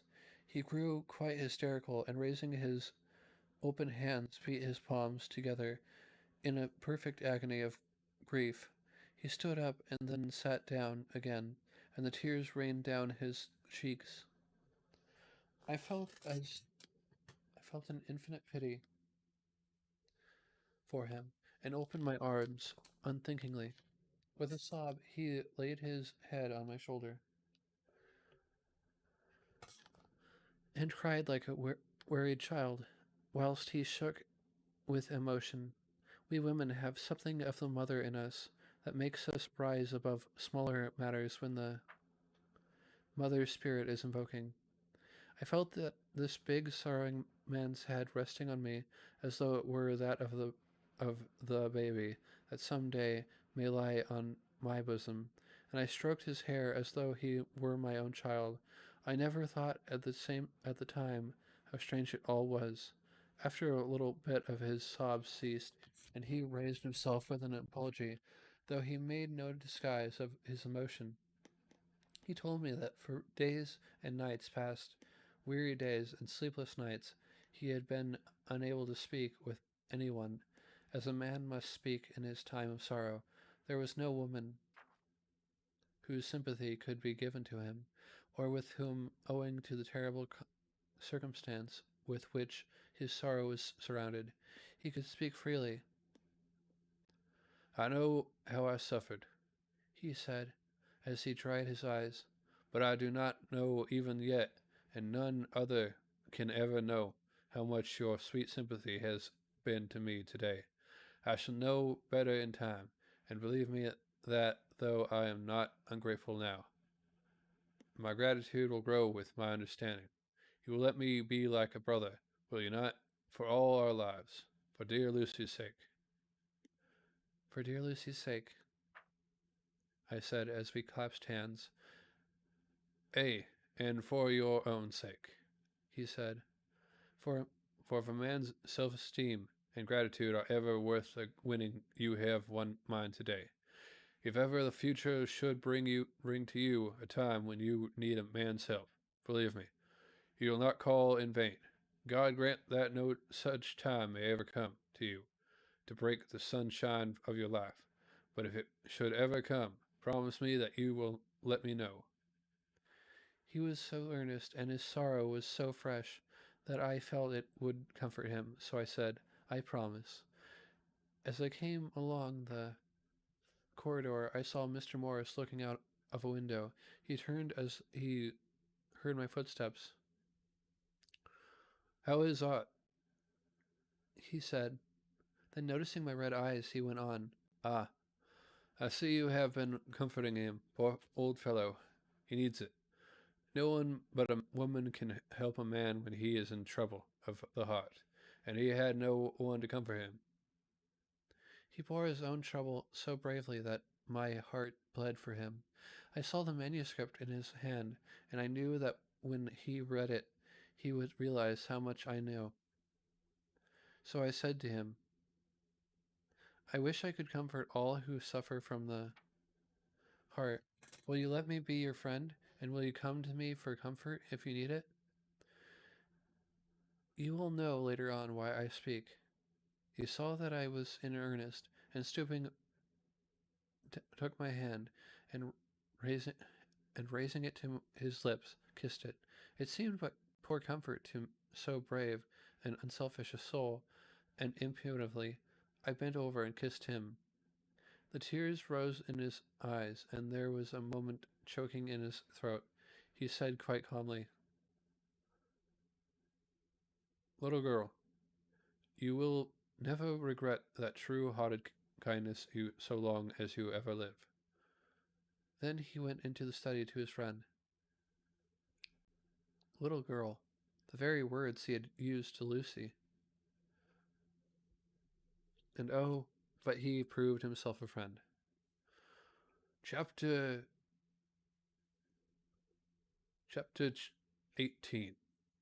Dr. Seward's Diary. 30th of September. I got home at 5 o'clock and found that Godalming and Morris had not only arrived, but had already studied the transcript of the various diaries and letters which Harker and his wonderful wife had made and arranged. Harker had not yet returned from his visit to the Carrier's men, of whom Dr. Hennessy had written to me.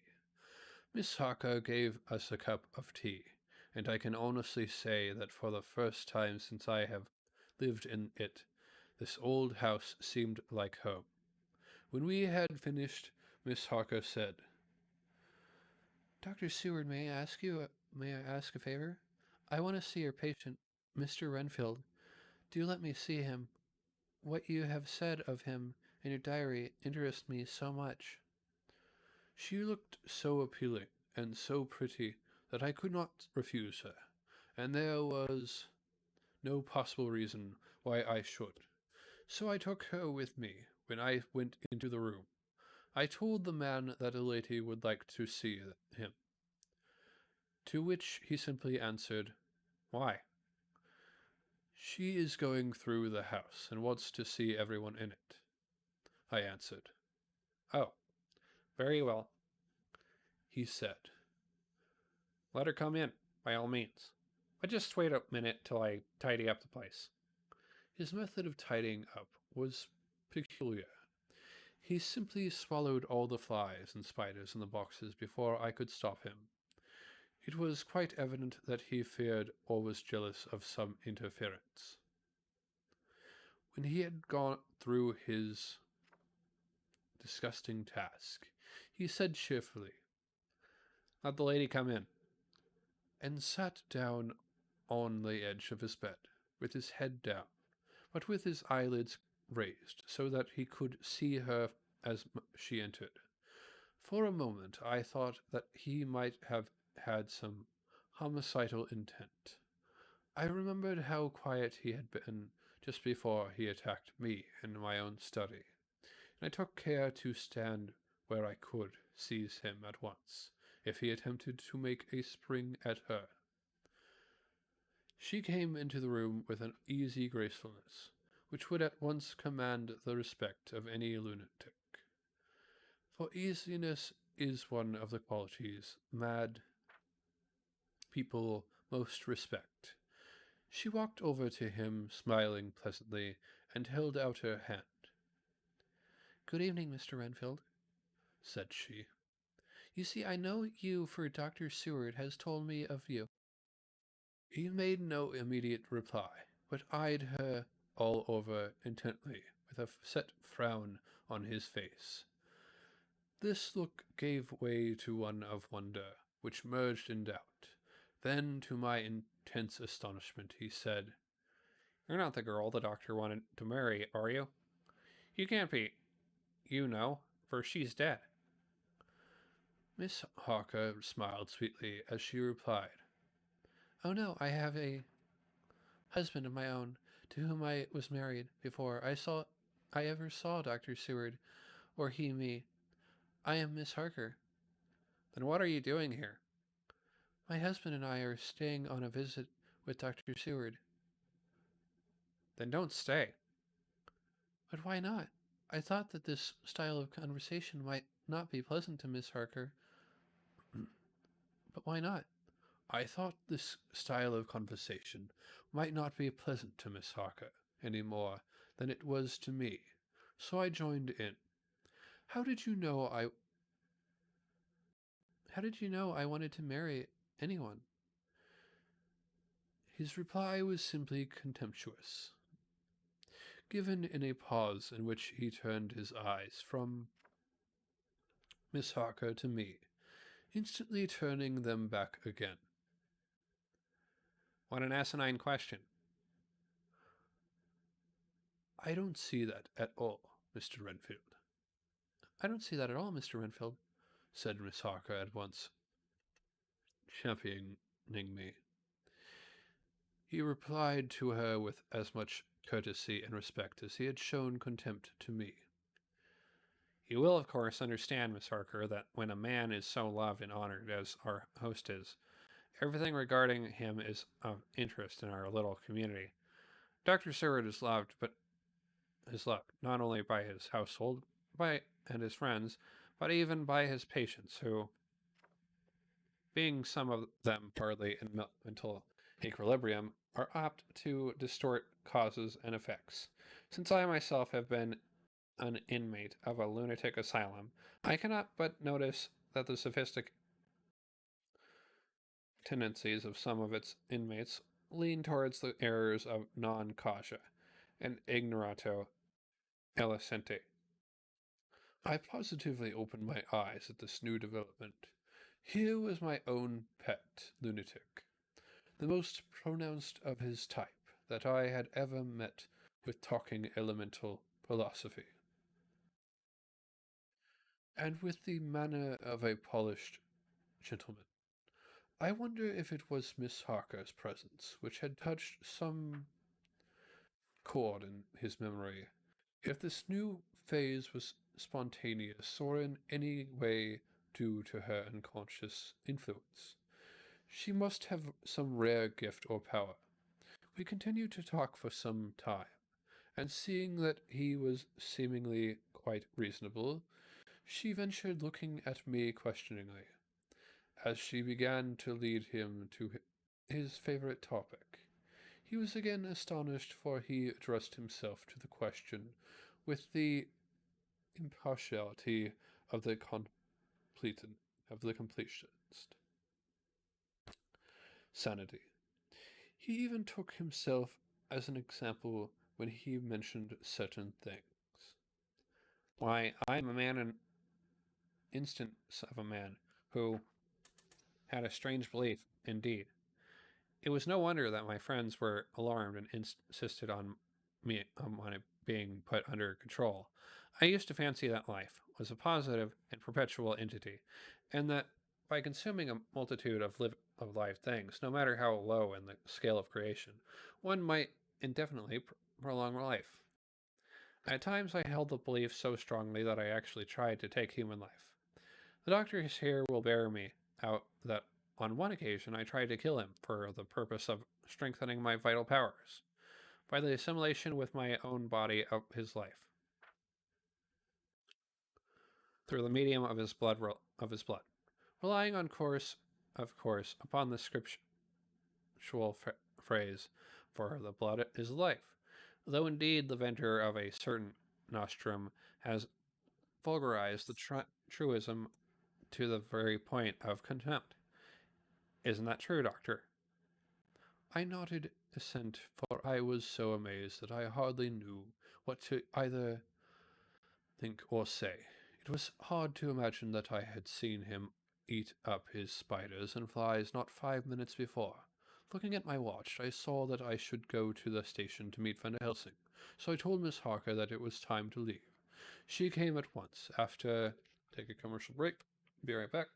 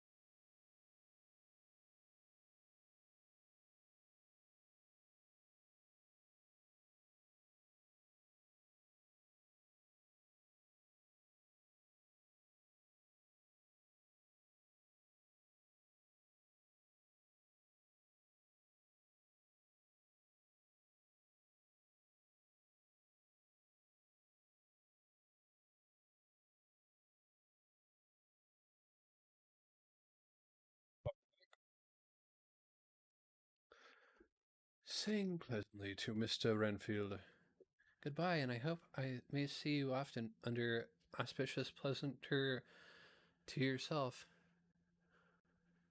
To which, to my astonishment, he replied, Goodbye, my dear. I pray God I may never see your sweet face again. May he bless and keep you. "When I went to the station to meet Van Helsing, I left the boys behind me. Poor Art seemed more cheerful than he has been since Lucy first took ill, and Quincy is more like his own bright self than he has been for many a long day." Van Helsing stepped from the carriage with the eager nimbleness of a boy. He rushed me at once and rushed up to me, saying, "Ah, friend John, How goes all? Well, so I have been busy, for I come here to stay if need be. All affairs are settled with me, and I have much to tell you. Madamina is with you? Yes? And her so fine husband? And Arthur? And my friend Quincy? They are with you, too? Good. I'm going to take a quick water break.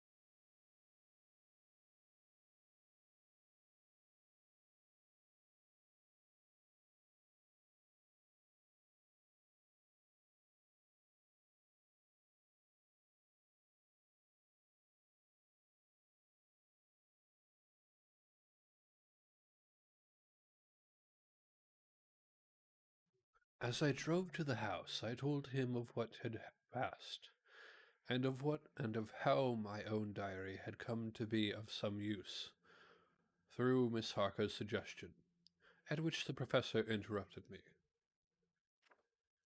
Ah, a wonderful Madamina.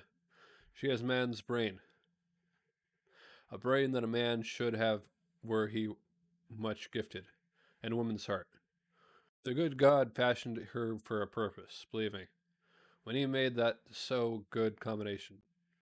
Friend John, up to now, fortune has made that woman of help to us. After tonight, she may not have to do with this so terrible affair. It is not good that she run a risk so great. We men are determined, nay, are we not plagued, to destroy this monster. But it is no part for a woman, even if she be not harmed. Her heart may fail her in so much and so many horrors, and hereafter she may suffer both, in waking from her nerves, and in sleep from her dreams. And besides, she is a young woman and not so long married. There may be other things to think of some time. If not now, you tell me she has all, then she must consult with us. But tomorrow she say goodbye to this work, and we go alone. I agreed heartily with him, and then I told him what we had found in his absence, that the house which Dracula had bought was the very next one to my own. He was amazed, and a great concern seemed to come on him. Oh, that we had known it before, he said, or then we might have reached him in time to save poor Lucy. However, the milk that it spilt cries not out afterwards. As you say, we shall not think of that, but go on our way to the end. Then he fell into a silence, which lasted till we entered my own great way. Before we went to prepare for dinner, he said to Miss Harker, I am told, Madam Mina, by my friend John, that you and your husband have put up in exact order all things that have been up to this moment. Not up to this moment, Professor, she said impulsively, but up to this morning. Why not up to now? We have seen hitherto how good light all the little things have made. We have told our secrets, and yet no one who has told is the worse for it. Miss Harker began to blush, and taking a paper from her pockets, she said, Dr. Van Helsing, will you read this and tell me if it must go in? It is my record of today. I, too, have seen the need of putting down at present everything, however trivial, but there is little in this except What is personal? Must it go in? The professor read it over gravely and handed it back, saying, "It need not go in, if you do not wish it, but I can pray that it may. It can but make your husband love you the more, and all us, your friends, more honor you, as well as more esteem and love." She took it back with another blush and a bright smile. "And so now, up to this very hour, all the records we have are complete and in order." The professor took away one copy to study after dinner. "And before our meeting, which is fixed for 9 o'clock, the rest of us have already read everything. So when we meet in the study, we shall all be informed as to facts, and can arrange our plan of battle with this terrible and mysterious enemy." Mina Harker's journal, 30th of September. When we meet in Dr. Seward's study 2 hours after dinner, which had been at 6 o'clock, we unconsciously formed a sort of board or committee. Professor Van Helsing took the head of the table, to which Dr. Seward motioned him. As he came into the room, he made me sit next to him on his right, and asked me to act as secretary. Jonathan sat next to me. Opposite us were Lord Godalming, Dr. Seward, and Mr. Morris. Lord Godalming being next the professor, and Dr. Seward in the center. The professor said, "I may, I suppose, take it that we all are all acquainted with the facts that are in these papers." We all expressed assent, and he went on.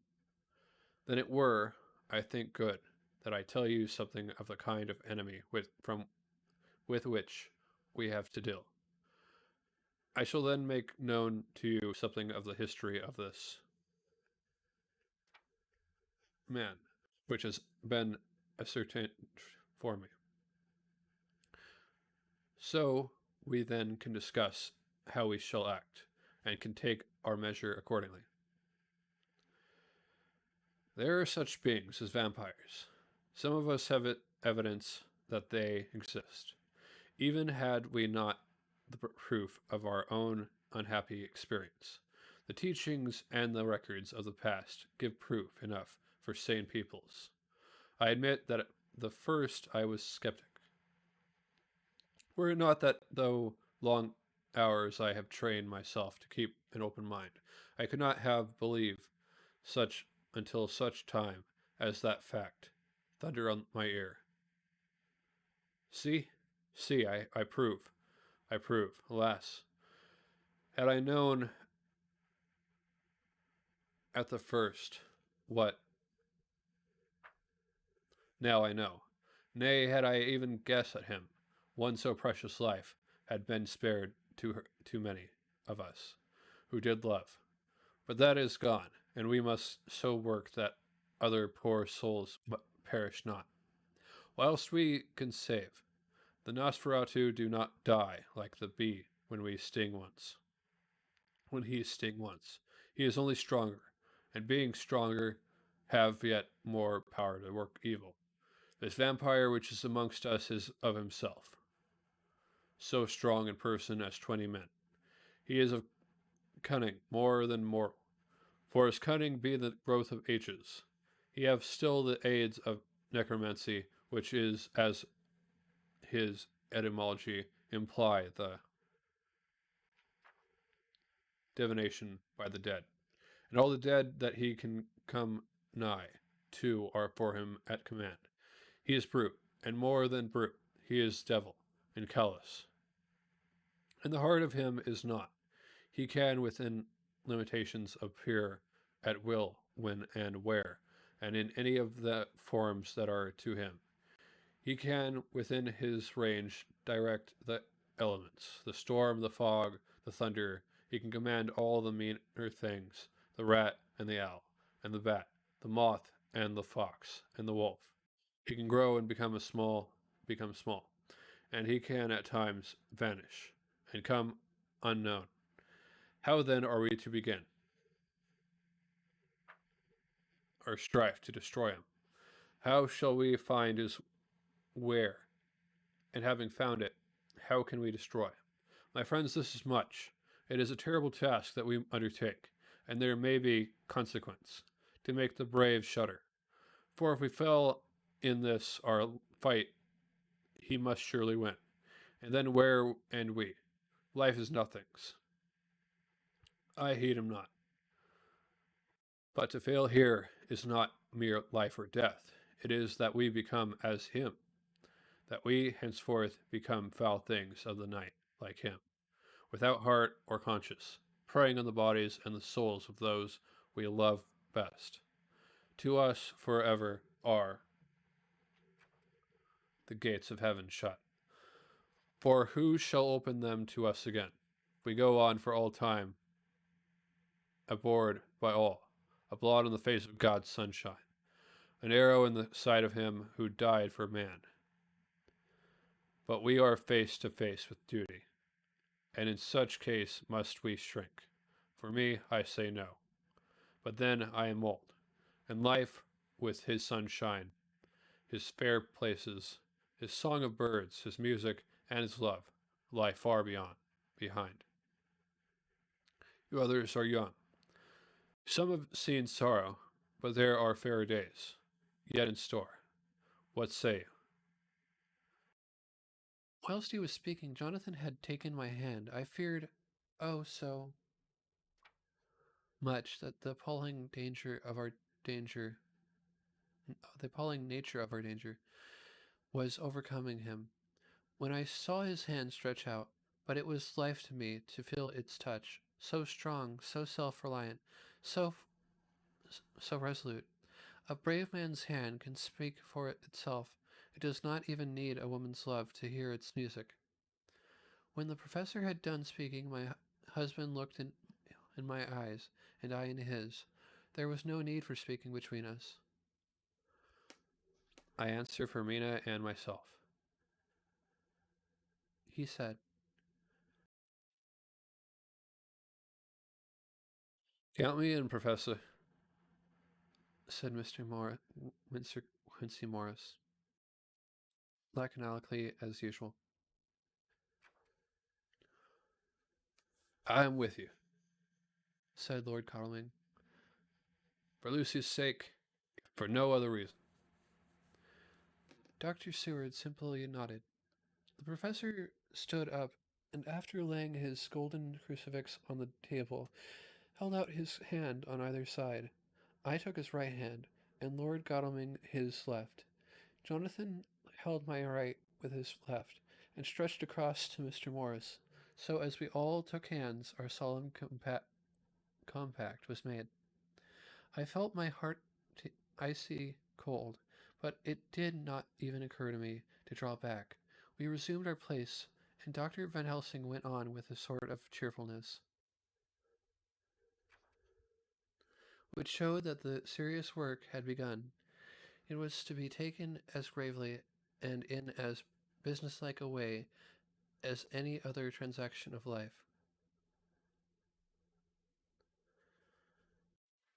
Well, you know what we have to contend against, but we too are not without strength. We have on our side power of combination, a power denied to the vampire kind. We have source of science, we are free to act and think, and the hours of the day and the night are ours equally. In fact, so far as our powers extend, they are unfettered, and we are free to use them. We have self-devotion in a cause and an end to achieve which is not a selfish one. These things are much. Now let us see how far the general powers arrayed against us are restrict, and how the individual cannot. In fine, let us consider the limitations of the vampire in general, and of this one in particular. All we have to go upon are traditions and superstitions. These do not, at the first, appear much, when the matter is one of life and death, nay, of more than either, life or death. Yet must we be satisfied in the first place because we have to be. No other means is at our control. And secondly, because after all, these things, tradition and superstition, are everything. Does not the belief in vampires rest for others? Though not, alas, for us, on them. A year ago, which of us would have perceived such a possibility in the midst of our scientific, skeptical matter of fact? 19th century. We even scouted a belief that we saw justified under our very eyes. Take it then that the vampire and the belief in his limitations and his cure rest for the moment on the same base, for, let me tell you, he is known everywhere that men have been. In old Greece and old Rome, he flourished in Germany, all over in France, in India, even in the Chersonese, and in China, so far from us in all ways. There even is he, and the peoples fear him at this day. He have followed the wake of the berserker Icelander, the devil-begotten Hun, the Slav, the Saxon, the Magyar.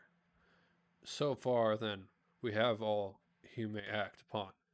And let me tell you that very much of the beliefs are justified by what we have seen in our own so unhappy experience. The vampire live on and cannot die. By mere passing of the time he can flourish, when that he can fatten on the blood of the living. Even more we have seen amongst us that he can even grow younger, that his faculties grow strenuous and seem as though they refresh themselves. When his special pabulum is plenty, but he cannot flourish without this diet. He eat not as others. Even friend Jonathan, who lived with him for weeks, did never see him to eat, never. He throw no shadow, he make in the mirror no reflect. As again Jonathan observed, he has the strength of many of his hand. Witness again Jonathan when he shut the door against the wolves, and when he helped him from the diligence too. He can transform himself to wolf, as we gather from the ship arrival in Whitby, when he tear open the dog. He can be as bat, as Madamina saw him on the window at Whitby, and his friend John saw him fly from this so near house, and as my friend Quincy saw him at the window of Miss Lucy. He can come in mist which he create. That noble ship captain proved him of this. But from what we know, the distance he can make this mist is limited, and it can only be round himself. He come on moonlight rays as elemental dust. As again Jonathan saw those sisters in the castle of Dracula, he becomes so small we ourselves saw Miss Lucy ere. She was at peace, slipped through a hairbreadth space at the tomb door. He can, when once he find his way, come out from anything, or into anything, no matter how close it be bound or even fused up with fire. Solder, you call it. He can see in the dark, no small power this, in a world which is one half shut from the light. Ah, but hear me through. He can do all these things, yet he is not free. Nay, he is even more prisoner than the slave of the galley, than the madman in his cell. He cannot go where he list. He who is not of nature yet has yet to obey some of nature's laws. Why we know not. He may not enter anywhere at the first, unless there be some one of the household who bid him to come. Though afterwards he can come as he please. his power ceases as does that of all evil things at the coming of the day. Only at certain times can he have limited freedom. If he be not at the place whither he is bound, he can only change himself at noon, or at exact sunrise, or sunset. These things are told, and in the record of ours we have proved by inference. Thus, whereas he can do as he will within his limit, when he have his earth home, his coffin home, his hell home, the place unhallowed, as we saw when he went to the grave of the suicide at Whitby, still, at other times, he can only change when the time come. It is said, too, that he can only pass running water at the slack or the flood of the tide. Then there are things which so afflict him that he has no power, as the garlic that we know of. And as for things sacred as this symbol, my crucifix, that was amongst us, even now we resolve to them. He is nothing but in their presence he take his place far off, and silent with respect. There are others too, which I shall tell you of, lest in our seeking we may need them. The branch of wild rose on his coffin keep him, that he move not from it. A sacred bullet fired into the coffin kill him, so that he be true dead. And as for the stake through him, we know already of its peace, or the cut off head that giveth rest. We have seen it with our eyes. Thus, when we find the habitation of this man that was, we can confine him to his coffin and destroy him. If we obey what we know, but he is clever.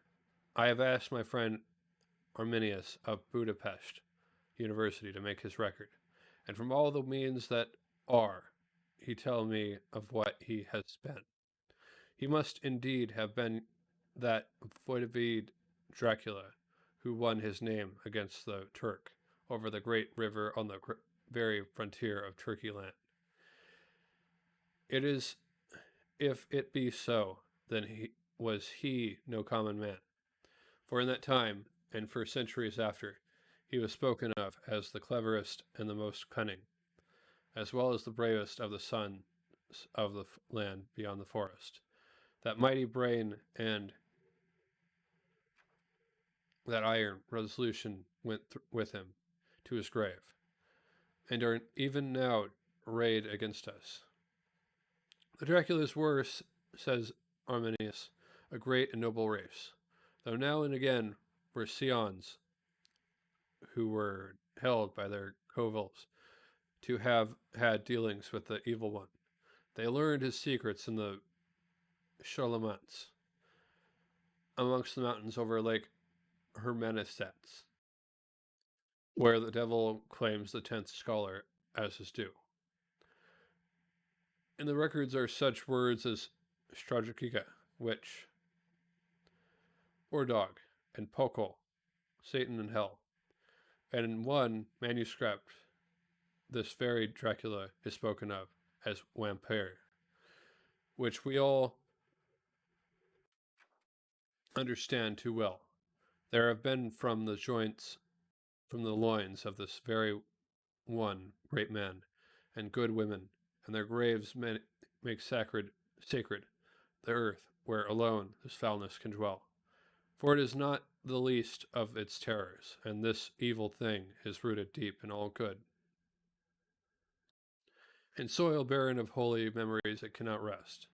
Whilst they were talking, Mr. Morris was looking steadily at the window, and he now got up quietly and went out. Whilst they were talking, Mr. Morris looking steadily at the window, and he now got up quietly and went out of the room. There was a little pause, and then the professor went on. And now we must settle what we do. We have here much data, and we must proceed to lay out our campaign. We know from the inquiry of Jonathan that from the castle of to Whitby came 50 boxes of earth, all of which were delivered at Carfax. We also know that at least some of these boxes have been removed. It seems to me that the first step should be to ascertain whether all the rest remain in the house beyond that wall where we look today, or whether any more have been removed. As the latter we must trace. Here we were interrupted. Here we were interrupted in a very startling way. Outside the house came the sound of a pistol shot. The glass of the window was shattered with a bullet, which, ricocheting from the top of the embrasure, struck the far wall of the room. I'm afraid I am at heart a coward, for I shrieked out. The men all jumped to their feet. Lord Godalming flew over to the window and threw up the sash. As he did so, we heard Mr. Morris's voice without.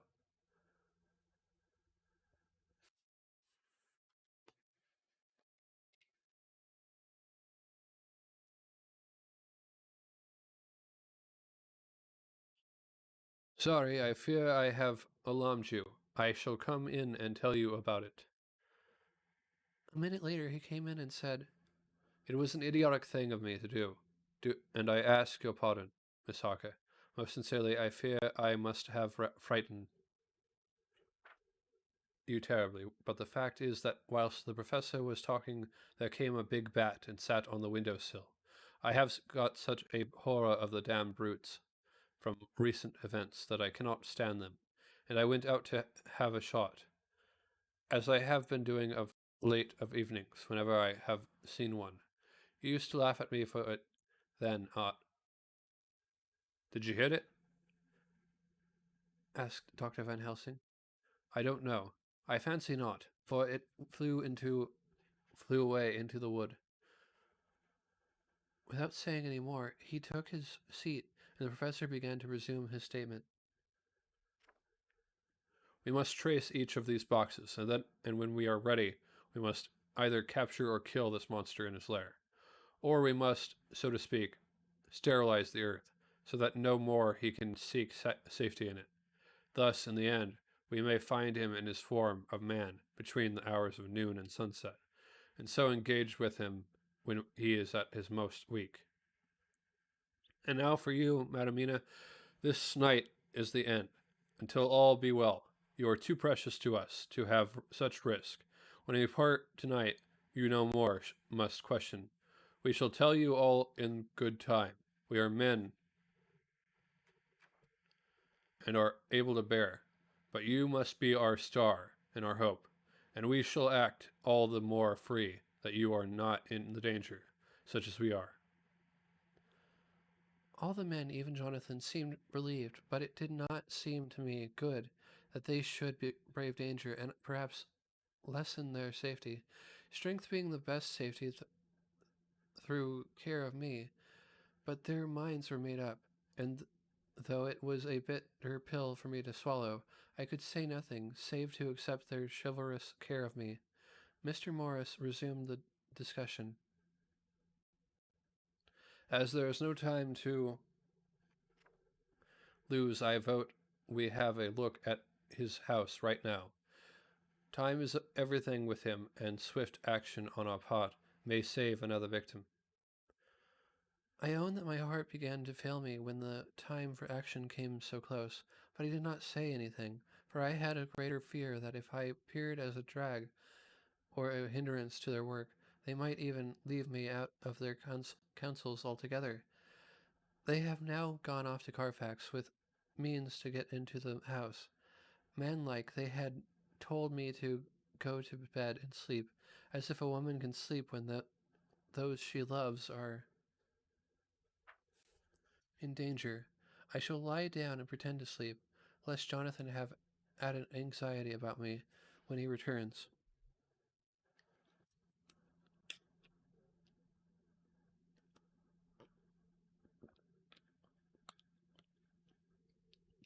Dr. Seward's Diary. 1st of October, 4 a.m.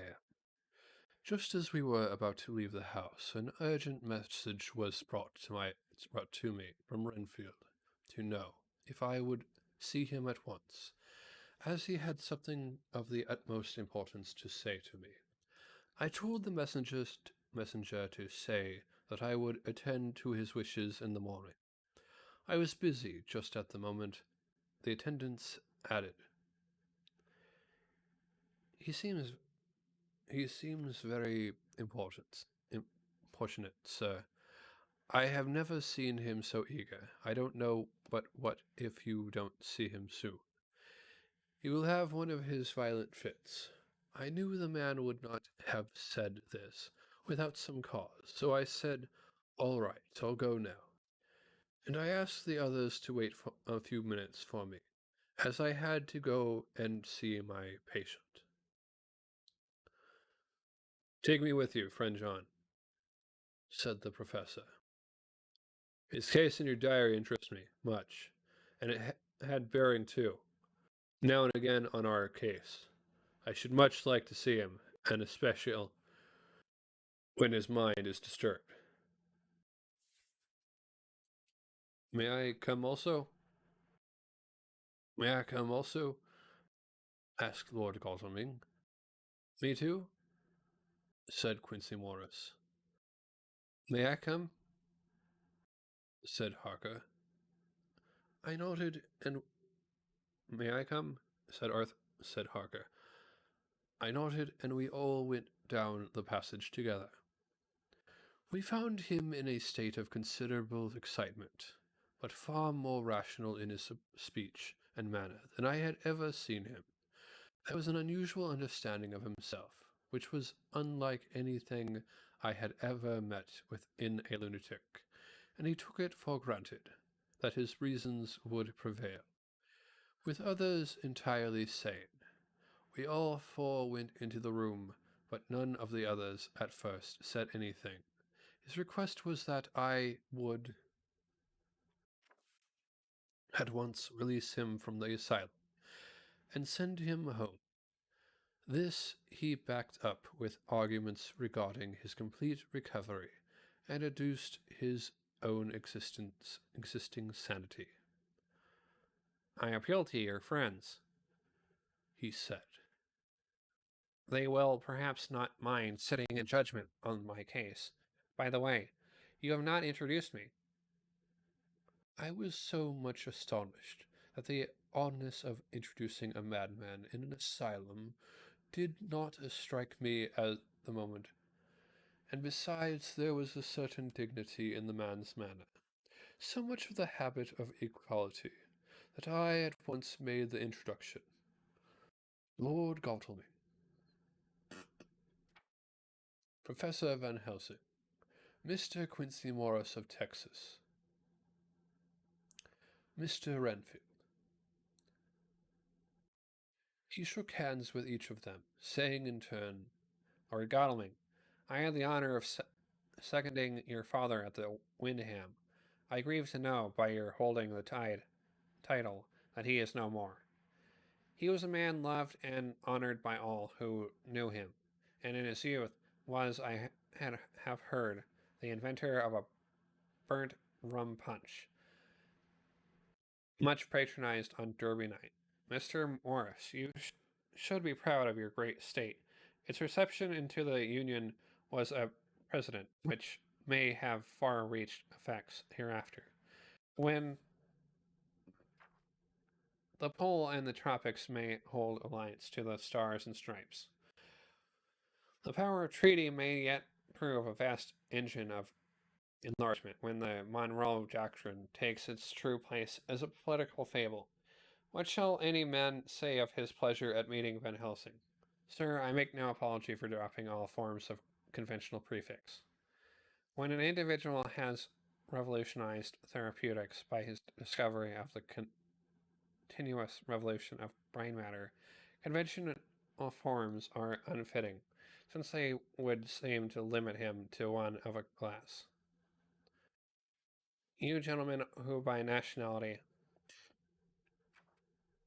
by heredity, or by the possession of natural gifts, are fitted to hold your respective places in the moving world, I take to witness that I am as sane as at least the majority of men who are in full possession of their liberties. And I am sure that you, Dr. Seward, humanitarian and maniaco, maniacarist, are well as scientist, will deem it a moral duty to deal with me as one to be considered and under exceptional circumstances. He made this last appeal with a courtly air of conviction, which was not without its own charm. I think we were all staggered. For my own part, I was under the conviction, despite my knowledge of the man's character and history, that his reason had been restored. And I felt under a strong impulse to tell him that I was satisfied as to his sanity, and would see about the necessary formalities of his release in the morning. I thought it better to wait, however, before making so grave a statement, for of old I knew the sudden changes to which this partition was liable. So I contented myself with making a general statement that he appeared to be improving very rapidly, that I would have a longer chat with him in the morning, and would then see what I could do in the direction of meeting his wishes. This did not at all satisfy him, for he said quickly, "But I fear, Dr. Seward, that you harshly apprehend my wish. I desire to go at once, here, now, this very hour, this very moment, if I may. Time presses, and in our implied agreement with the old scytheman, it is the essence of the contract. I am sure it is only necessary to put before so admirably a practitioner of Dr. Seward's simple, yet so momentous wish, to ensure its fulfillment." He looked at me keenly, and seeing the negative in my face, he turned to the others and scrutinized them closely. Not meeting any sufficient response, he went on. "Is it possible that I have erred in my supposition?" You have, I said frankly, but at the same time as I felt brutally that there was a considerable pause, and then he said slowly, "Then I suppose I must only shift my ground of request. Let me ask for this concession, boon, privilege, what you will. I am content to implore in such a case, not on personal grounds, but for the sake of others. I am not at liberty to give you the whole of my reasons, but you may, I assure you, take it from me that they are good ones, sound and unselfish, and springing from the highest sense of duty. Could you look, sir, into my heart, you would approve to the full the sentiments which animate me. Nay, more, you would count me amongst the best and truest of your friends." Again he looked at us all keenly. I had a growing conviction that this sudden change of his entire intellectual method was but yet another form or phase of his madness, and so determined to let him go on a little longer, knowing from experience that he would, like all lunatics, give himself away in the end.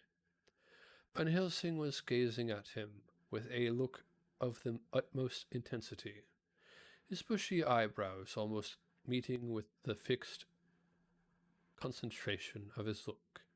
He said to Renfield in a tone which did not surprise me at the time, but only when I thought of it afterwards,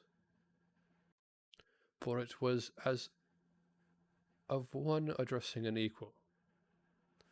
Can you not tell frankly your real reason for wishing to be free tonight?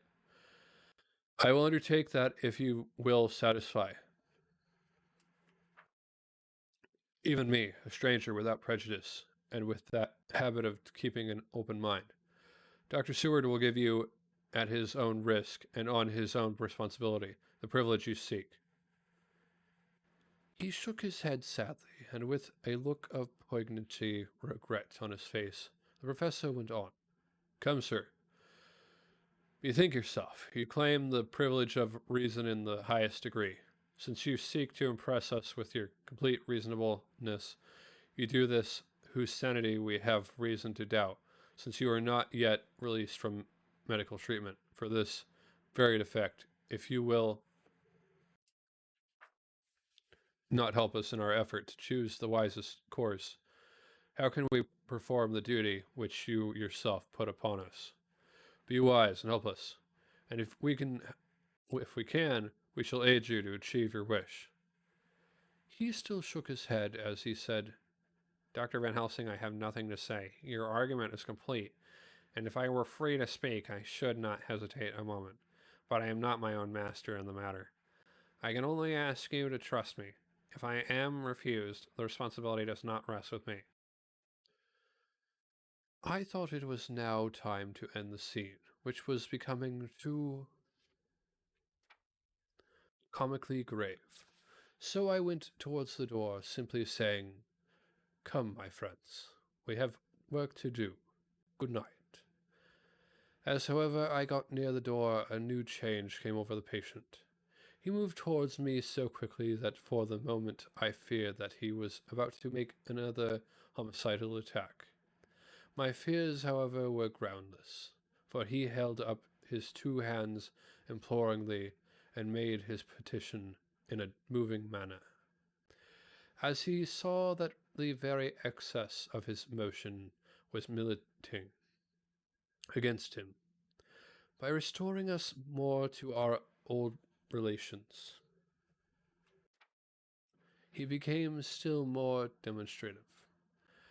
I glanced at Dr. Van Helsing and saw my conviction reflected in his eyes, so I became a little more fixed in my manner, if not more stern, and motioned to him that his efforts were unavailing.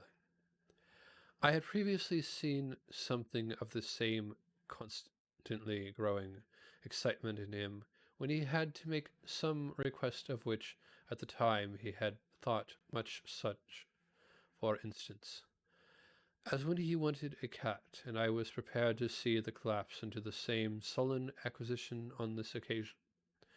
My expectation was not realized, for when he found that his appeal would not be successful, he got into quite a frantic condition. He threw himself on his knees and held up his hands, wringing them in plaintive supplication, and poured forth a torrent of entreaty, with the tears rolling down his cheeks and his whole face in a form expressive on the deepest emotion. Let me entreat you, Dr. Seward. Oh, let me implore you to let me out of this house at once. Send me away, how you will, and where you will. Send keepers with me, with whips and chains. Let them take me in a straight waistcoat,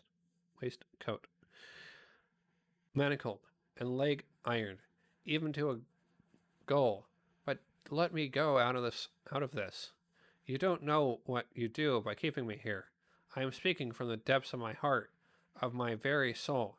You don't know whom you wrong, or how, and I may not tell. Woe is me, I may not tell, by all you hold sacred, by all you hold dear, by your love that is lost, by your hope that lives for the sake of the Almighty. Take me out of this and save my soul from guilt. Can't you hear me, man? Can't you understand? Will you never learn? Don't you know that I am sane and earnest now? And I am no lunatic in a mad fit, but a sane man, fighting for his soul. Oh, hear me, hear me. Let me go, let me go, let me go. I thought that the longer this went on, the wilder he would get, and so would bring on a fit. So I took him by the hand and raised him up. Come, I said sternly. No more of this. We have had quite enough already. Get to your bed and try to behave more discreetly. He suddenly stopped and looked at me intently for several moments. Then, without a word, he rose and, moving over, sat down on the side of the bed. The collapse had come on as on former occasion, just as I had expected. When I was leaving the room, last of our party, he said to me in a quiet, well-bred voice, "You will, I trust, Dr. Seward, do me the justice to bear in mind, later on, that I did what I could to convince you tonight."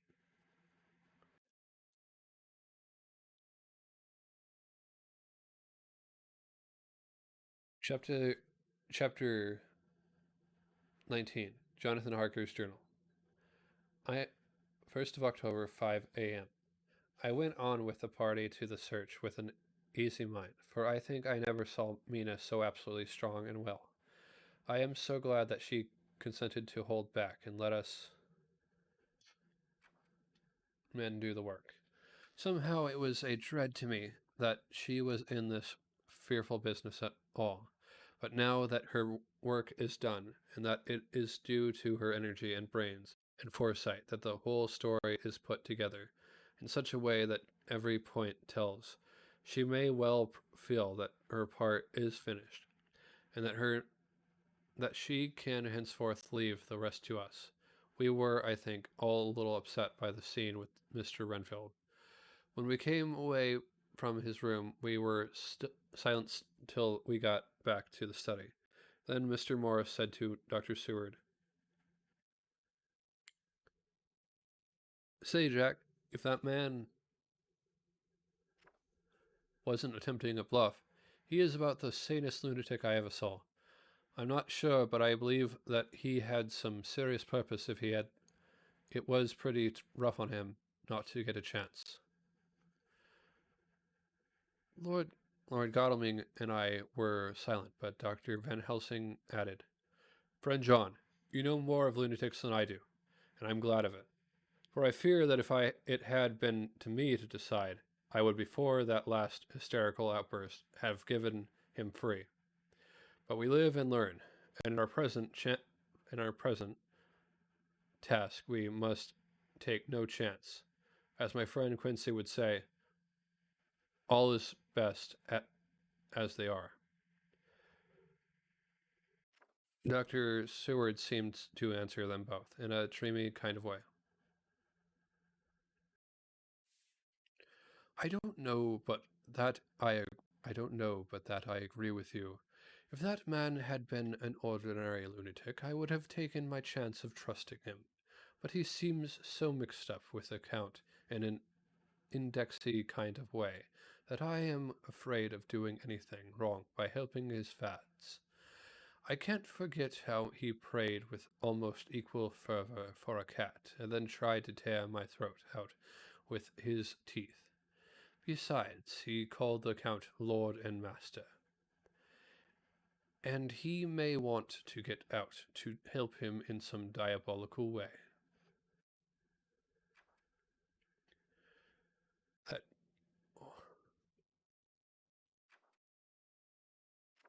that horrid thing has the wolves and the rats and his own kind to help him, so I suppose he isn't above trying to use a respectable lunatic. He certainly did seem earnest, though. I only hope we have done what is best.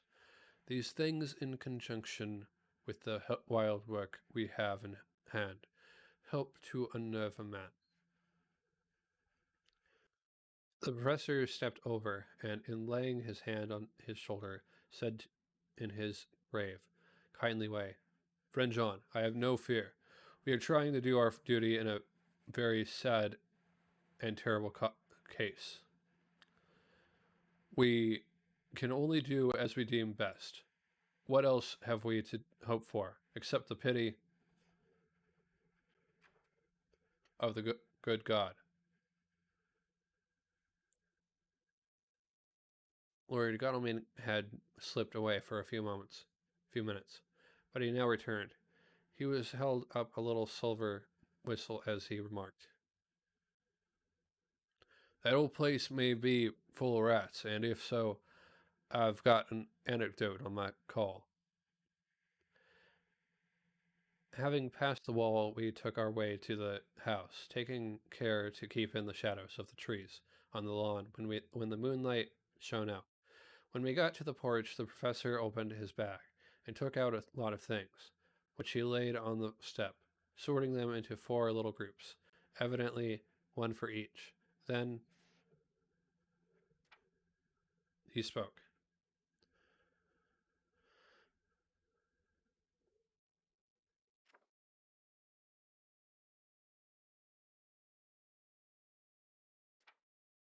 My friends, we are going into a terrible danger, and we need arms of many kinds.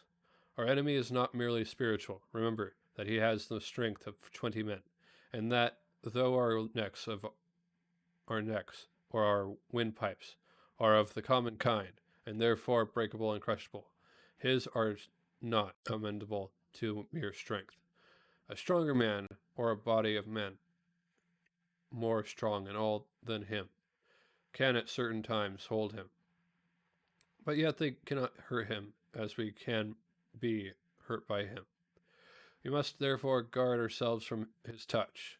Keep this near your heart. As he spoke, he lifted a little silver crucifix and held it out to me, I being nearest to him. Put these flowers around your neck. Here he handed to me a wreath of withered garlic blossoms. For other enemies more mundane, this revolver and this knife, and for aid in all these so small electric lamps, which you can fasten to your breast, and for all, and above all, at the last, this which we must not desecrate needless. This was a portion of sacred wafer, which he put in an envelope and handed to me. Each of the others was similarly equipped. Now, he said, Friend John, where are the skeleton keys? If so that we can open the door. We need not break house by the window, as before at Miss Lucy's. Dr. Seward tried 1 or 2 skeleton keys, his mechanical dexterity as a surgeon standing him in the good stead. Presently he got one up to suit. After a little play back and forward, the bolt yielded, and with a rusty clang shot back. We pressed on. The rusty hinges creaked, and it slowly opened. It was startlingly like the image conveyed to me in Dr. Seward's diary of the opening of Miss Westerna's tomb. I fancy that the same idea seemed to strike the others, for with one accord they shrank back. The professor was the first to move forward, and stepped into the open door. In manus tuas domain, he said, crossing himself as he passed over the threshold. We closed the door behind us, lest when we should have lit our lamps, we should possibly attract attention from the road. The professor carefully tried the lock, lest we might not be able to open it from within should we be in a hurry, making our exit. Then we all lit our lamps and proceeded on our search. The light from the tiny lamps fell in all sorts of odd forms. As the rays crossed each other or the opacity of our bodies threw great shadows, I could not for my life get away from the feeling that there was someone else amongst us. I suppose it was the recollection so powerfully brought home to me by the grim surroundings of that terrible experience in Transylvania. I think the feeling was common to us all, for I noticed that the others kept looking over their shoulders at every sound and every new shadow, just as I felt myself doing. The whole place was thick with dust. The floor was seemingly inches deep, except where there were recent footsteps, in which, on holding down my lamp, I could see marks of hobnails, where the dust was cracked. The walls were fluffy and heavy with dust, and in the corners were masses of spiders' webs, whereon the dust had gathered till they looked like old tattered rags. As the weight had torn them partly down, on a table in the halls was a great bunch of keys, with a time yellowed label on each. They had been used several times, for on the table were severely similar rents in the blanket of dust, similar to the exposed when the professor lifted them. He turned to me and said, "You know this place, Jonathan? You've copied maps of it, and you know it at least more than we do, which is the way to the chapel." I had an idea of its direction, though on my former visit I had not been able to get admission to it. So I led the way, and after a few wrong turnings, found myself opposite a low arched oaken door, ribbed with the iron bands. "This is the spot. This is the spot. This is the spot," said the professor as he turned his lamp on a take a commercial break and be right back.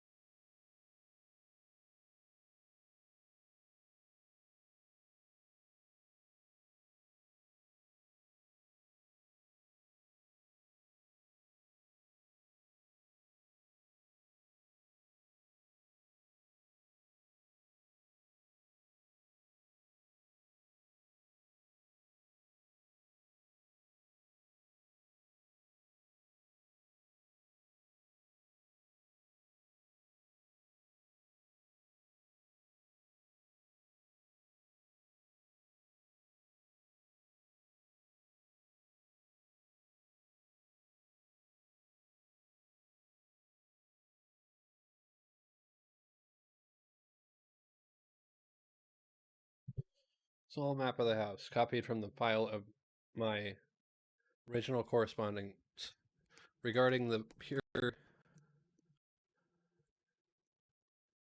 purchase.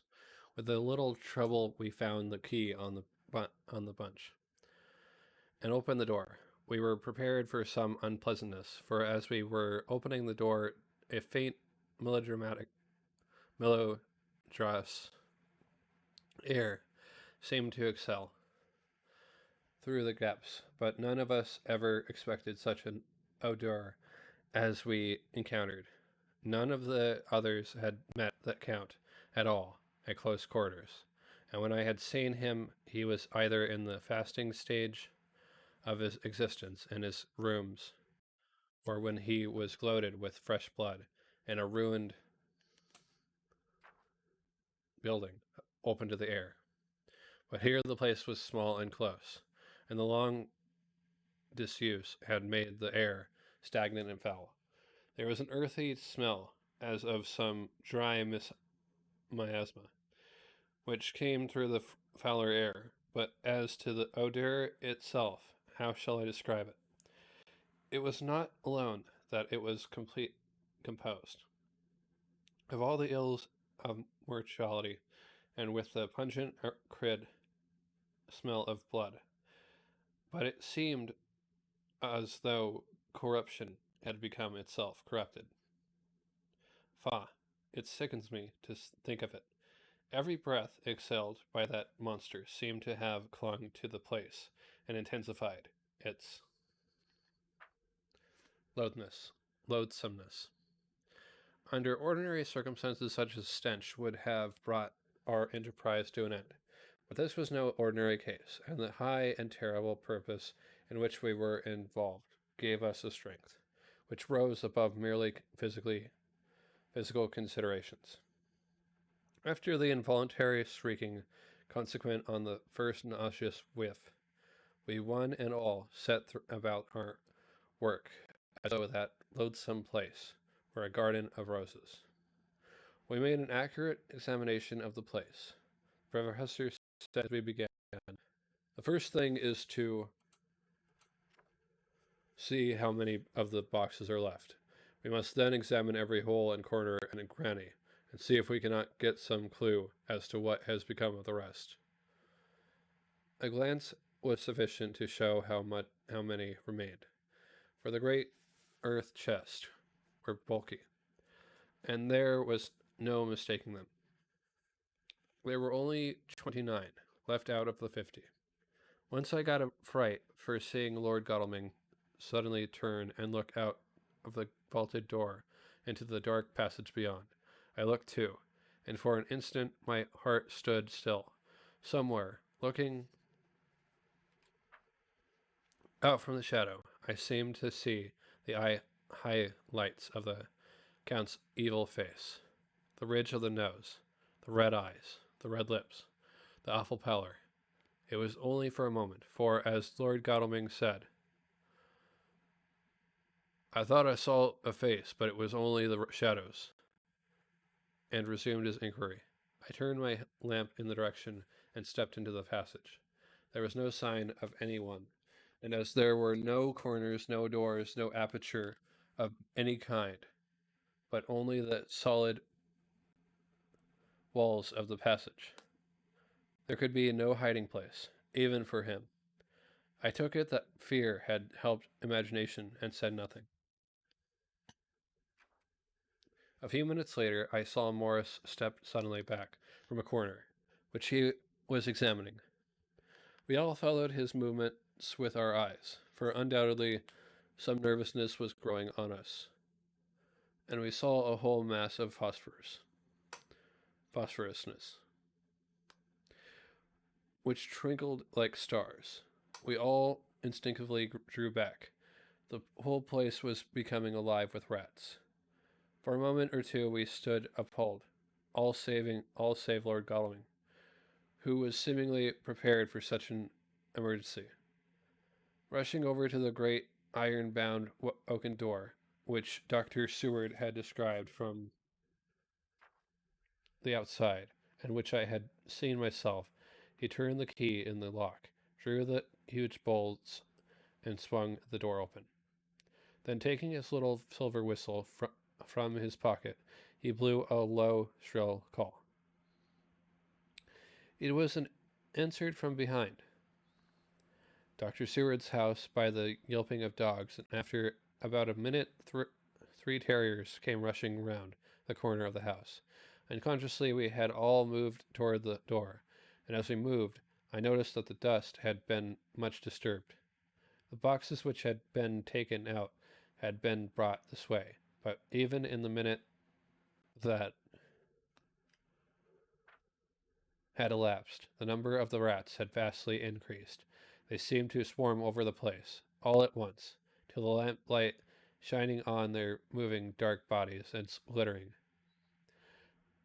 baleful eyes made the place look like a bank of earth, set with fireflies.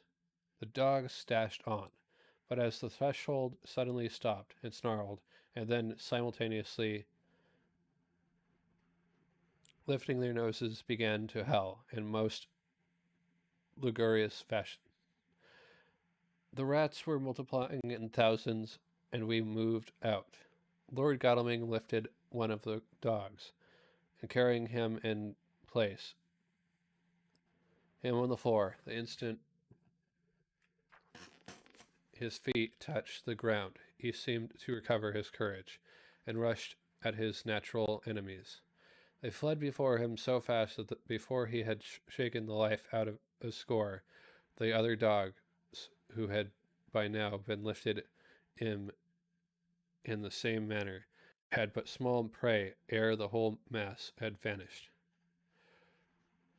With their going it seemed as if some evil presence had departed, for the dogs frisked about and barked merrily, as they made sudden darts at their prostrate foes, and turned them over and over, and tossed them in the air with vicious shakes. We all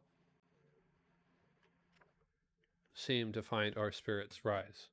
Whether it was the purifying of the deadly atmosphere by the opening of the chapel door, or the relief which we experienced by finding ourselves in the open, I know not, but more certainly the shadow of dread seemed to slip from us like a rope, and the occasion of our coming lost something of its grim significance. Though we did not slacken a whit in our resolution, we closed the outer door and barred and locked it, and bringing the dogs with us, began our search of the house. We found nothing throughout except dust. An extraordinary proposition, and all untouched save for my own footsteps when I had made my first visit. Never once did the dogs exhibit any symptom of uneasiness, and even when we returned to the chapel, they frisked about as though they had been rabbit hunting in a summer wood. The morning was quickening in the east when we emerged from the front. Dr. Van Helsing had taken the key of the hall door from the bunch,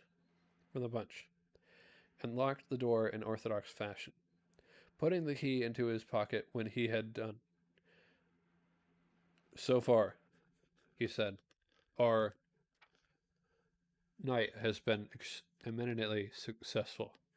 No harm has come to us, such as I feared might be, and yet we have ascertained how many boxes are missing.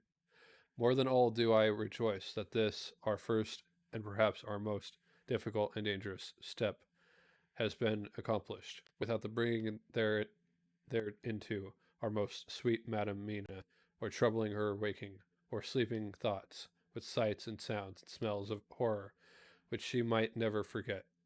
One lesson, too, we have learned, if it be allowable to argue particularly, that the brute beasts which are to the Count's command are yet themselves not amendable to his spiritual power. For look, these rats that would come to his call, just as from his castle top he summoned the wolves to your going, and to that poor mother's cry, though they come to him, they run pell-mell from the so little dogs of my friend Arthur. We have other matters before us, other dangers, other fears, and that monster he has not used his power over the brute world for the only or this last time tonight. So be it that he has gone elsewhere. Good. It has given us opportunity to cry check in some ways in this chess game. which we play for the stake of human souls. And now let us go home. The dawn is close at hand, and we have reason to be content with our first night's work. It may be ordained that we have many nights and days to follow, if full of peril, but we must go on, and from no danger shall we shrink. The house was silent when we got back, save for some poor creature who was screaming away in one of the distant wards, and a low moaning sound from Renfield's room. The poor wretch was doubtless torturing himself, after the manner of the insane, with needless thoughts of pain. I came tiptoe into our own room, and found Mina asleep, breathing so softly that I had to put my ear down to hear it. She looked paler than usual. I hope the meeting tonight has not upset her. I am truly thankful that she is to be left out of our future work, and even of our deliberations. It is too great a strain for a woman to bear. I did not think so at first, but I know better now. Therefore, I am glad that it is settled. There may be things which would frighten her to hear, and yet I conceal myself from her might be worse than to tell her if once she suspected that there was any concealment. Henceforth our work is to be a sealed book to her, till at least such a time that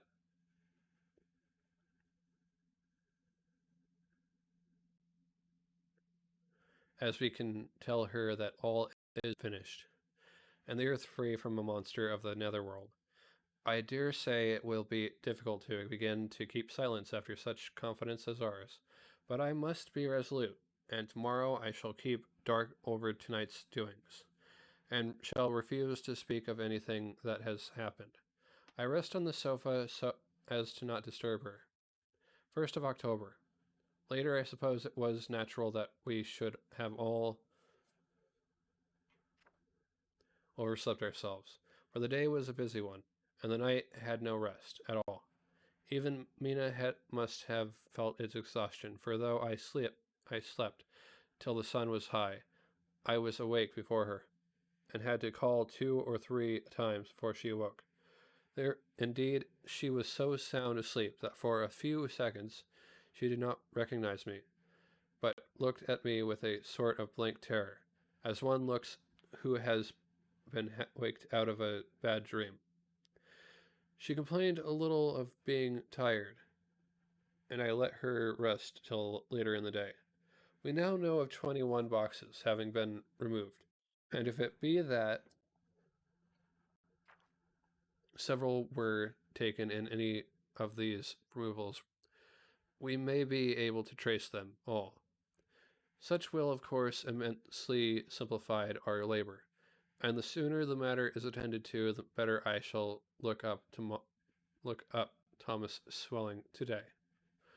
Dr. Seward's Diary, 1st of October. It was towards noon when I was awakened by the professor walking into my room. He was more jolly and cheerful than usual, and it is quite evident that last night's work has helped to take some of the brooding weight off his mind. After going over the adventure of the night, he suddenly said, Your patient interests me much. May it be that with you I visit him this morning, or if that you are too occupied, I can go alone. If it may be. It is a new experience to me to find a lunatic who talk philosophy and reason so sound. I had some work to do which pressed, so I told him that if he would like to go alone, I would be glad, as then I should not have to keep him waiting. So I called an attendant and gave him the necessary instructions before the professor left the room. I cautioned him against getting any false impression from my patient. But, he answered, I want him to talk of himself and of his delusion as to consuming live things. He said to Madame Mina, as I see in your diary of yesterday, that he had once had such a belief. Why do you smile, friend John? Excuse me, I said, but the answer is here. I laid my hand on the typewritten matter. When our sane and learned lunatic made that very statement of how he used to consume life, his mouth was actually nauseous with the flies and spiders which he had eaten just before Miss Harker entered the room. Van Helsing smiled in turn. Good, he said. Your memory is true, friend John. I should have remembered, and yet it is this very obliquity of thought and memory which makes mental disease such a fascinating study. Perhaps I may gain more knowledge out of the folly of this madman than I shall from the teasing of the most wise. Who knows? I went on with my work, and before long was through that in hand. It seemed that the time had been very short indeed, but there was Van Helsing back in the study. Do I interrupt? He asked politely as he stood at the door. Not at all, I answered. Come in. My work is finished, and I am free. I can go with you now if you like. It is needless. I have seen him. Well, I fear that he does not appraise me at much. Our interview was short. When I entered his room, he was sitting on a stool in the center, with his elbows on his knees, and his face was the picture of sullen discontent. I spoke to him as cheerful as I could, and with such a measure of respect as I could assume. He made no reply whatever. Don't you know me? I asked.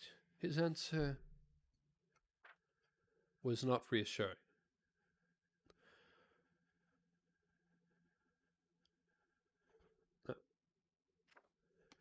Don't you know me? I asked. His answer was not reassuring. I know you well enough. You are the old fool Van Helsing. I wish you would take yourself and your idiotic brain theories somewhere else. Damn all thick-headed Dutchmen. Not not a word more would he not a word more would he say, but sat in his implacable solemnness as indifferent to me as though I had not been in the room at all. Thus departed for this time my chance of much learning from this so clever lunatic. So I shall go, if I may, and cheer myself with a few happy words with that sweet soul Madam Mina. Friend John, it does rejoice me unspeakably that she is no more to be pained, no more to be worried. With our terrible things, though we shall much miss her help, it is better so. I agree with you with all my heart, I answered earnestly, for I did not want him to weaken in this matter. Miss Harker is better out of it. Things are quite bad enough for us, all men of the world, and who have been in many tight places in our time. But it is no place for a woman, and if he had remained in touch with this affair, it would in time infallibly have wrecked her. So Van Helsing has gone to confer with Miss Harker, and Harker, Quincy, and Art are all out following up on the clues as to the earth boxes. I shall finish my round of work, and we shall meet tonight. Mina Harker's journal, 1st of October. It is strange to me to be kept in the dark as I am today. After Jonathan's full confidence for so many years, to see him manifestly avoid certain matters, and those the most vital of all. This morning I slept late after the fatigues of yesterday, and though Jonathan was late too, he was the earlier. He spoke to me before he went out, never more sweetly, or tenderly, but he never mentioned a word of what had happened in the visit to the Count's house, and yet he must have known how terribly anxious I was. Poor dear fellow, I suppose it must have distressed him even more than it did me. They all agreed that it was best that I should not be drawn further into this awful work, and I acquiesced. But to think that he keeps anything from me, and now I am crying like a silly fool, when I know it comes from my husband's great love and from the good wishes of those other strong men, that has done me good. Well, some day Jonathan will tell me all, and lest it should ever be, then he should think for a moment that I kept anything from him. I still keep my journal as usual. Then, if he has feared of my trust, I shall show it to him, with every thought of my heart put down for his dear eyes to read. I feel strangely sad and low-spirited today. I suppose it is the reaction from the terrible excitement. Last night I went to bed when the men had gone, simply because they told me to. I didn't feel sleepy, and I did feel full of devouring anxiety. I kept thinking over everything that has been ever since Jonathan came to me in London, and it all seems like a horrible tragedy, with fate pressing on relentlessly to some destined end. Everything that one does seems, no matter how right it may be, to bring on the very thing which is most to be deplored. If I hadn't gone to Whitby, perhaps poor dear Lucy would be with us now. She hadn't taken to visiting the churchyard till I came, and if she hadn't come there in the daytime with me, she wouldn't have walked there in her sleep. And if she hadn't gone there at night and asleep, that monster couldn't have destroyed her as he did. Oh, why did I ever go to Whitby? They're now crying again. I wonder what has come over me today. I must hide it from Jonathan, for if he knew that I had been crying twice in one morning, I, who never cried on my own account, and whom he has never caused to shed a tear, the dear fellow would fret his heart out. I shall put a bold face on, and if I do feel weepy, he shall never see it. I suppose it is one of the lessons that we poor women have to learn. I can't quite remember how I fell asleep last night. I remember hearing the sudden barking of the dogs and a lot of queer sounds, like praying on a very tumultuous scale, from Mr. Renfield's room, which is somewhere under this. And then there was silence over everything, silence so profound that it startled me, and I got up and looked out of the window. All was dark, all was dark and silent, the black shadows thrown by the moonlight seeming full of a silent mystery of their own.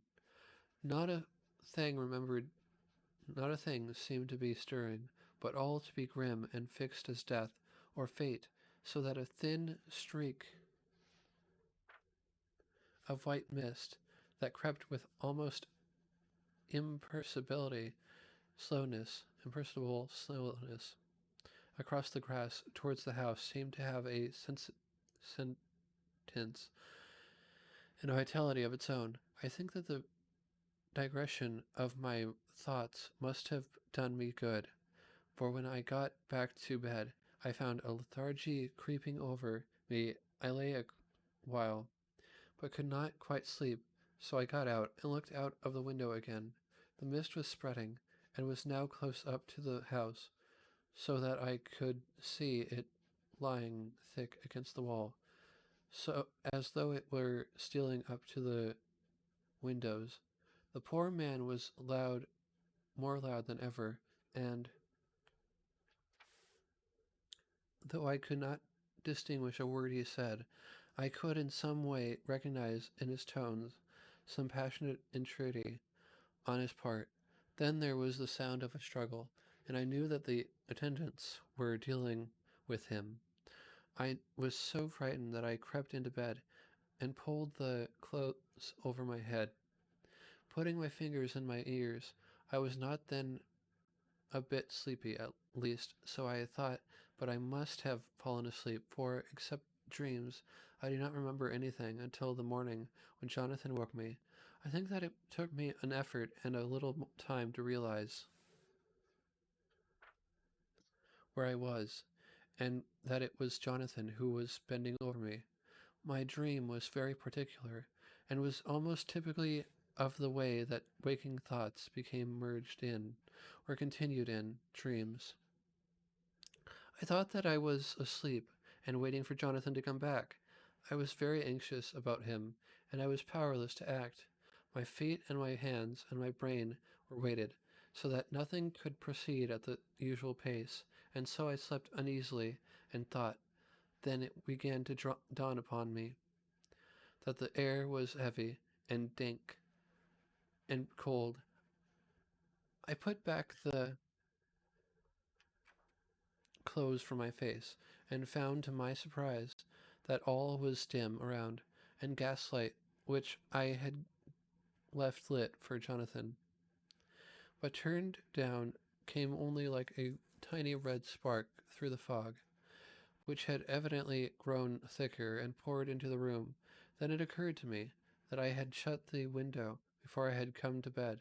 I would have got out to make certain on the point, but some latent lethargy seemed to chain my limbs, and even my will. I lay still and endured. That was all I could. I closed my eyes, but could still see through my eyelids. It is wonderful what tricks our dreams play us, and how conveniently we can imagine. The mist grew thicker and thicker, and I could see now how it came in, for I could see it like smoke, or with the white energy of boiling water pouring in, not through the window, but through the joinings of the door. It got thicker and thicker till it seemed as if it became concentrated into a sort of pillar of or cloud in the room, though the top of which I could see the light of the gas shining with a red eye. Things began to whirl through my brain, just as the cloudy column was now whirling. In the room and through it all came the scriptural words, a pillar of cloud by day and of fire by night. Was it indeed some such spiritual guidance that was keeping what was coming to me in my sleep? But the pillar was composed of both the day and the night guiding, for the fire was in the red eye, which at the thought got a new fascination for me, till as I looked, the fire divided, and seemed to shine on me through the fog like two red eyes, such as Lucy told me of in her momentary mental wandering, when on the cliff the dying sunlight struck the windows of St. Mary's Church. Suddenly, the horror burst upon me that it was thus that Jonathan had seen those awful women growing into reality through the whirling mist in the moonlight, and in my dream I must have fainted, for all became black darkness. The last conscious was effort which imagination made was to show me a livid white face bending over me out of the mist. I must be careful of such dreams, for that they would unseat one's reason if there were too much of them. I would get Dr. Van Helsing or Dr. Seward to prescribe something for me, which would make me sleep, only that I fear to alarm them. Such a dream at the present time would become woven into their fears for me. Tonight I shall strive hard to sleep naturally. If I do not, I shall tomorrow night get them to give me a dose of chloral that cannot hurt me for once, and it will give me a good night's sleep. Last night tired me more than if I had not slept at all. 2nd of October, 10 p.m. Last night I slept, but did not sleep, but did not dream. I must have slept soundly, for I was not waked by Jonathan coming to bed, but the sleep has not refreshed me, for today I feel terribly weak. and spiritless. I spent all yesterday trying to read, or lying down dozing. In the afternoon, Mr. Redfield asked me if he might see me. Poor man, he was very gentle, and when I came away, he kissed my hand and bade God bless me. Some way it affected me much. I am crying when I think of him. This is a new weakness of which I must be careful. Jonathan would be miserable if he knew I had been crying. He and the others were out until dinner time, and they all came in tired. I did what I could to brighten them up, and I suppose that the effort did me good, for I forgot how tired I was. After dinner, they sent me to bed, and all went off to smoke together, as they said, but I knew that they wanted to tell each other of what had occurred to each during the day. I could see from Jonathan's manner that he had something important to communicate. I was in I was not so sleepy as I should have been, so before they went I asked Dr. Seward to give me a little opiate of some kind, as I had not slept well the night before. He very kindly made me up a sleeping draught, which he gave to me, telling me that it would do me no harm, as it was very mild. I have taken it and am waiting for sleep, which still keeps aloof. I hope I have not done wrong, for as sleep begins to flirt with me, a new fear comes, that I may have been foolish in thus depriving myself of the power of waking. I might want it. Here comes sleep. Good night. Chapter 20. Jonathan Harker's Journal. 1st of October, evening. I found Thomas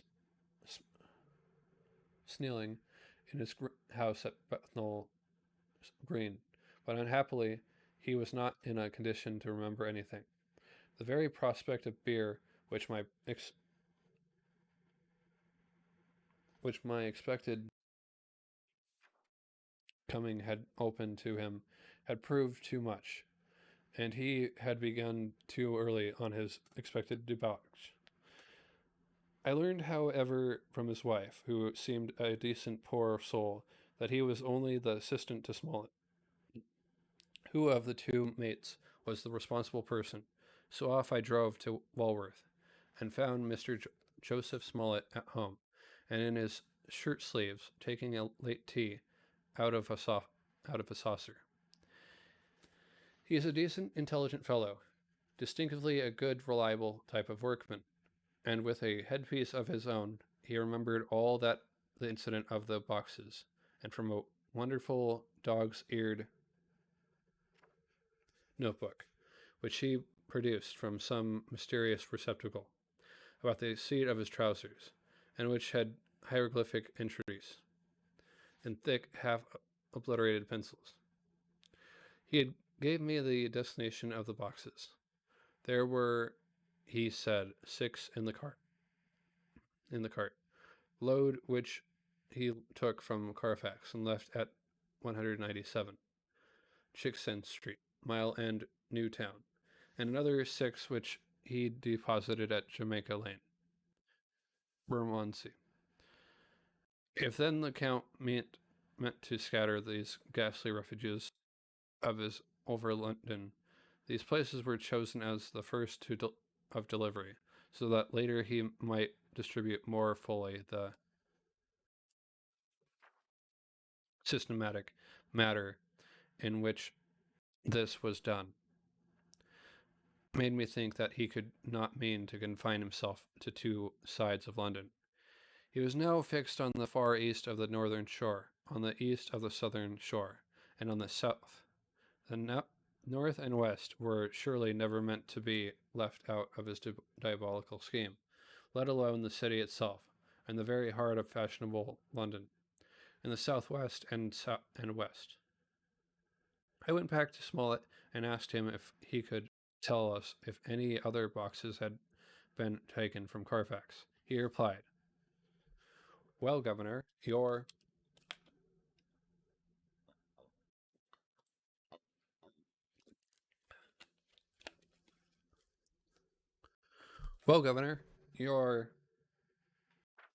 You've treated me very handsome. I had given him half a sovereign, and I'll tell you all I know. I heard a man by the name of Loxham say 4 nights ago in the Air and Hounds in Pitcher Alley, as how he and his mate had a rare dusty job in a old house at perfect. There ain't a many such jobs as this era, and I'm thinking that maybe Sam Bloxham could tell you some. I asked if he could tell me where to find him. I told him that if he could get me the address, it would be worth another half sovereign to him. So he gulped down the rest of his tea and stood up, saying that he was going to begin the search then and there. At the door, he stopped and said, "Look here, Governor, there ain't no sense in me keeping ye here. I may find Sam soon, or I mayn't. But anyhow, he ain't like to be in a way to tell you much tonight. Sam is a rare one when he starts on the booze. If you can give me an envelope with a stamp on it and put your address on it, I'll find out where Sam is to be found and post it ye tonight. But ye'd better be up arter I'm soon in the morning, or maybe ye won't catch him, for Sam gets off Maine early. Never mind the booze the night afore." This was all practical, so one of the children went off with a penny to buy an envelope and a sheet of paper, and to keep the change. When she came back, I addressed the envelope and stamped it. And when Smollett had again faithfully promised to post the address when found, I took my way to home. We're on the track anyhow. I am tired tonight and want to sleep. Mina is fast asleep and looks a little too pale. Her eyes look as though she had been crying. Poor dear, I've no doubt it frets her to be kept in the dark, and it may make her doubly anxious about me and the others, but it is best as it is. It is better to be disappointed and worried in such a way now than to have her nerve broken. The doctors were quite right to insist on her being kept out of this dreadful business. I must be firm, for on me this particular burden of silence must rest. I shall not ever enter on the subject with her under any circumstance indeed. It may not be a hard task, after all, for she herself has become reticent on the subject, and has not spoken of the Count or his doings ever since we told her of our decision. 2nd of October, evening. A long and trying and exciting day. By the first post I got my directed envelope with a dirty scrap of paper enclosed, on which was written with a carpenter's pencil in a sprawling hand, "Sam Bloxham, Corcoran's 4, Porter's Court, Bartle Street, Walworth, Arsk for the despot." I got the letter in bed and rose without waking Mina. She looked heavy and sleepy and pale, and far from well. I determined not to wake her, but that when I should return from this new search, I would arrange for her going back to Exeter. I think she would be happier in our own home, with her daily task to interest her, than in being here amongst us and in ignorance. I only saw Dr. Seward for a moment, and told him where I was off to, promising to come back and tell the rest so soon as I should have found out anything. I drove to Walworth and found with some difficulty Potter's Court. Mr. Smollett's spelling misled me, as I asked for Potter's Court instead of Potter's Court. However, when I had found the court, I had no difficulty in discovering Corcoran's lodging house. When I asked the man who came to the door for the despite.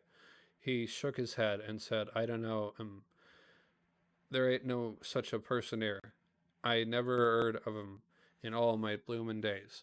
Don't believe there ain't nobody of that kind living here or anywheres. I took out Smollett's letter, and as I read it, it seemed to me that the lesson of the spelling of the name of the court might guide me. What are you? I asked. I'm the deputy, he answered. I saw at once that I was on the right track. Phonetic spelling had again misled me.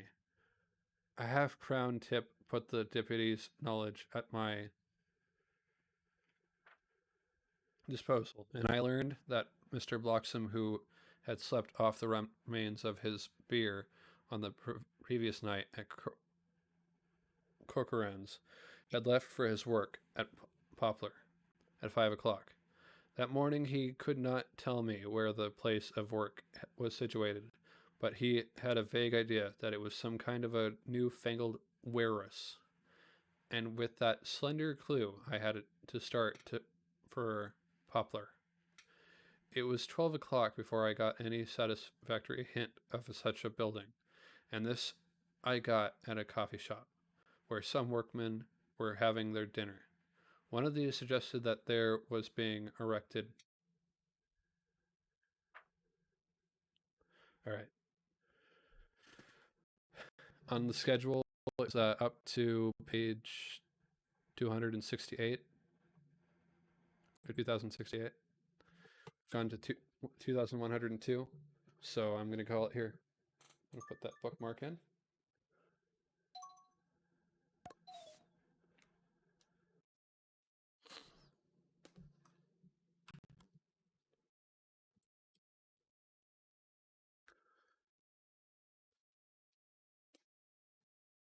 Thank you everyone for watching. Have a great night. Stay safe, and I look forward to seeing you all on tomorrow. We're swapping. We're not doing the Haunted Mansion anymore. We're done with that. So we're going to be doing Batman Arkham Asylum on Tuesday. And then Thursday we'll be continuing on this reading of Dracula. But for right now, let's go ahead and find someone to raid off to.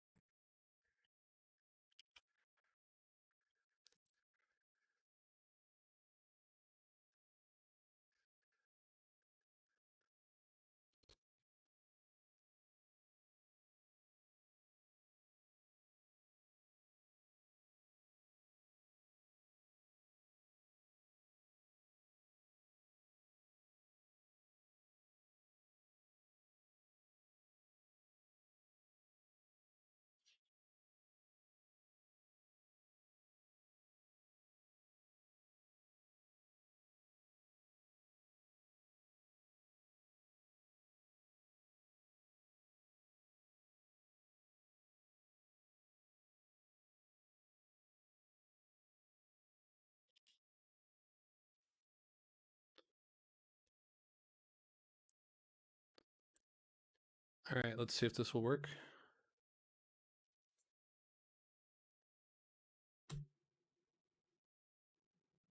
All right, everyone, we're going to go and raid off to Reb's wife, betrothed, Shrubs, and support, and I'll see you all tomorrow for some Batman Arkham Asylum. Later.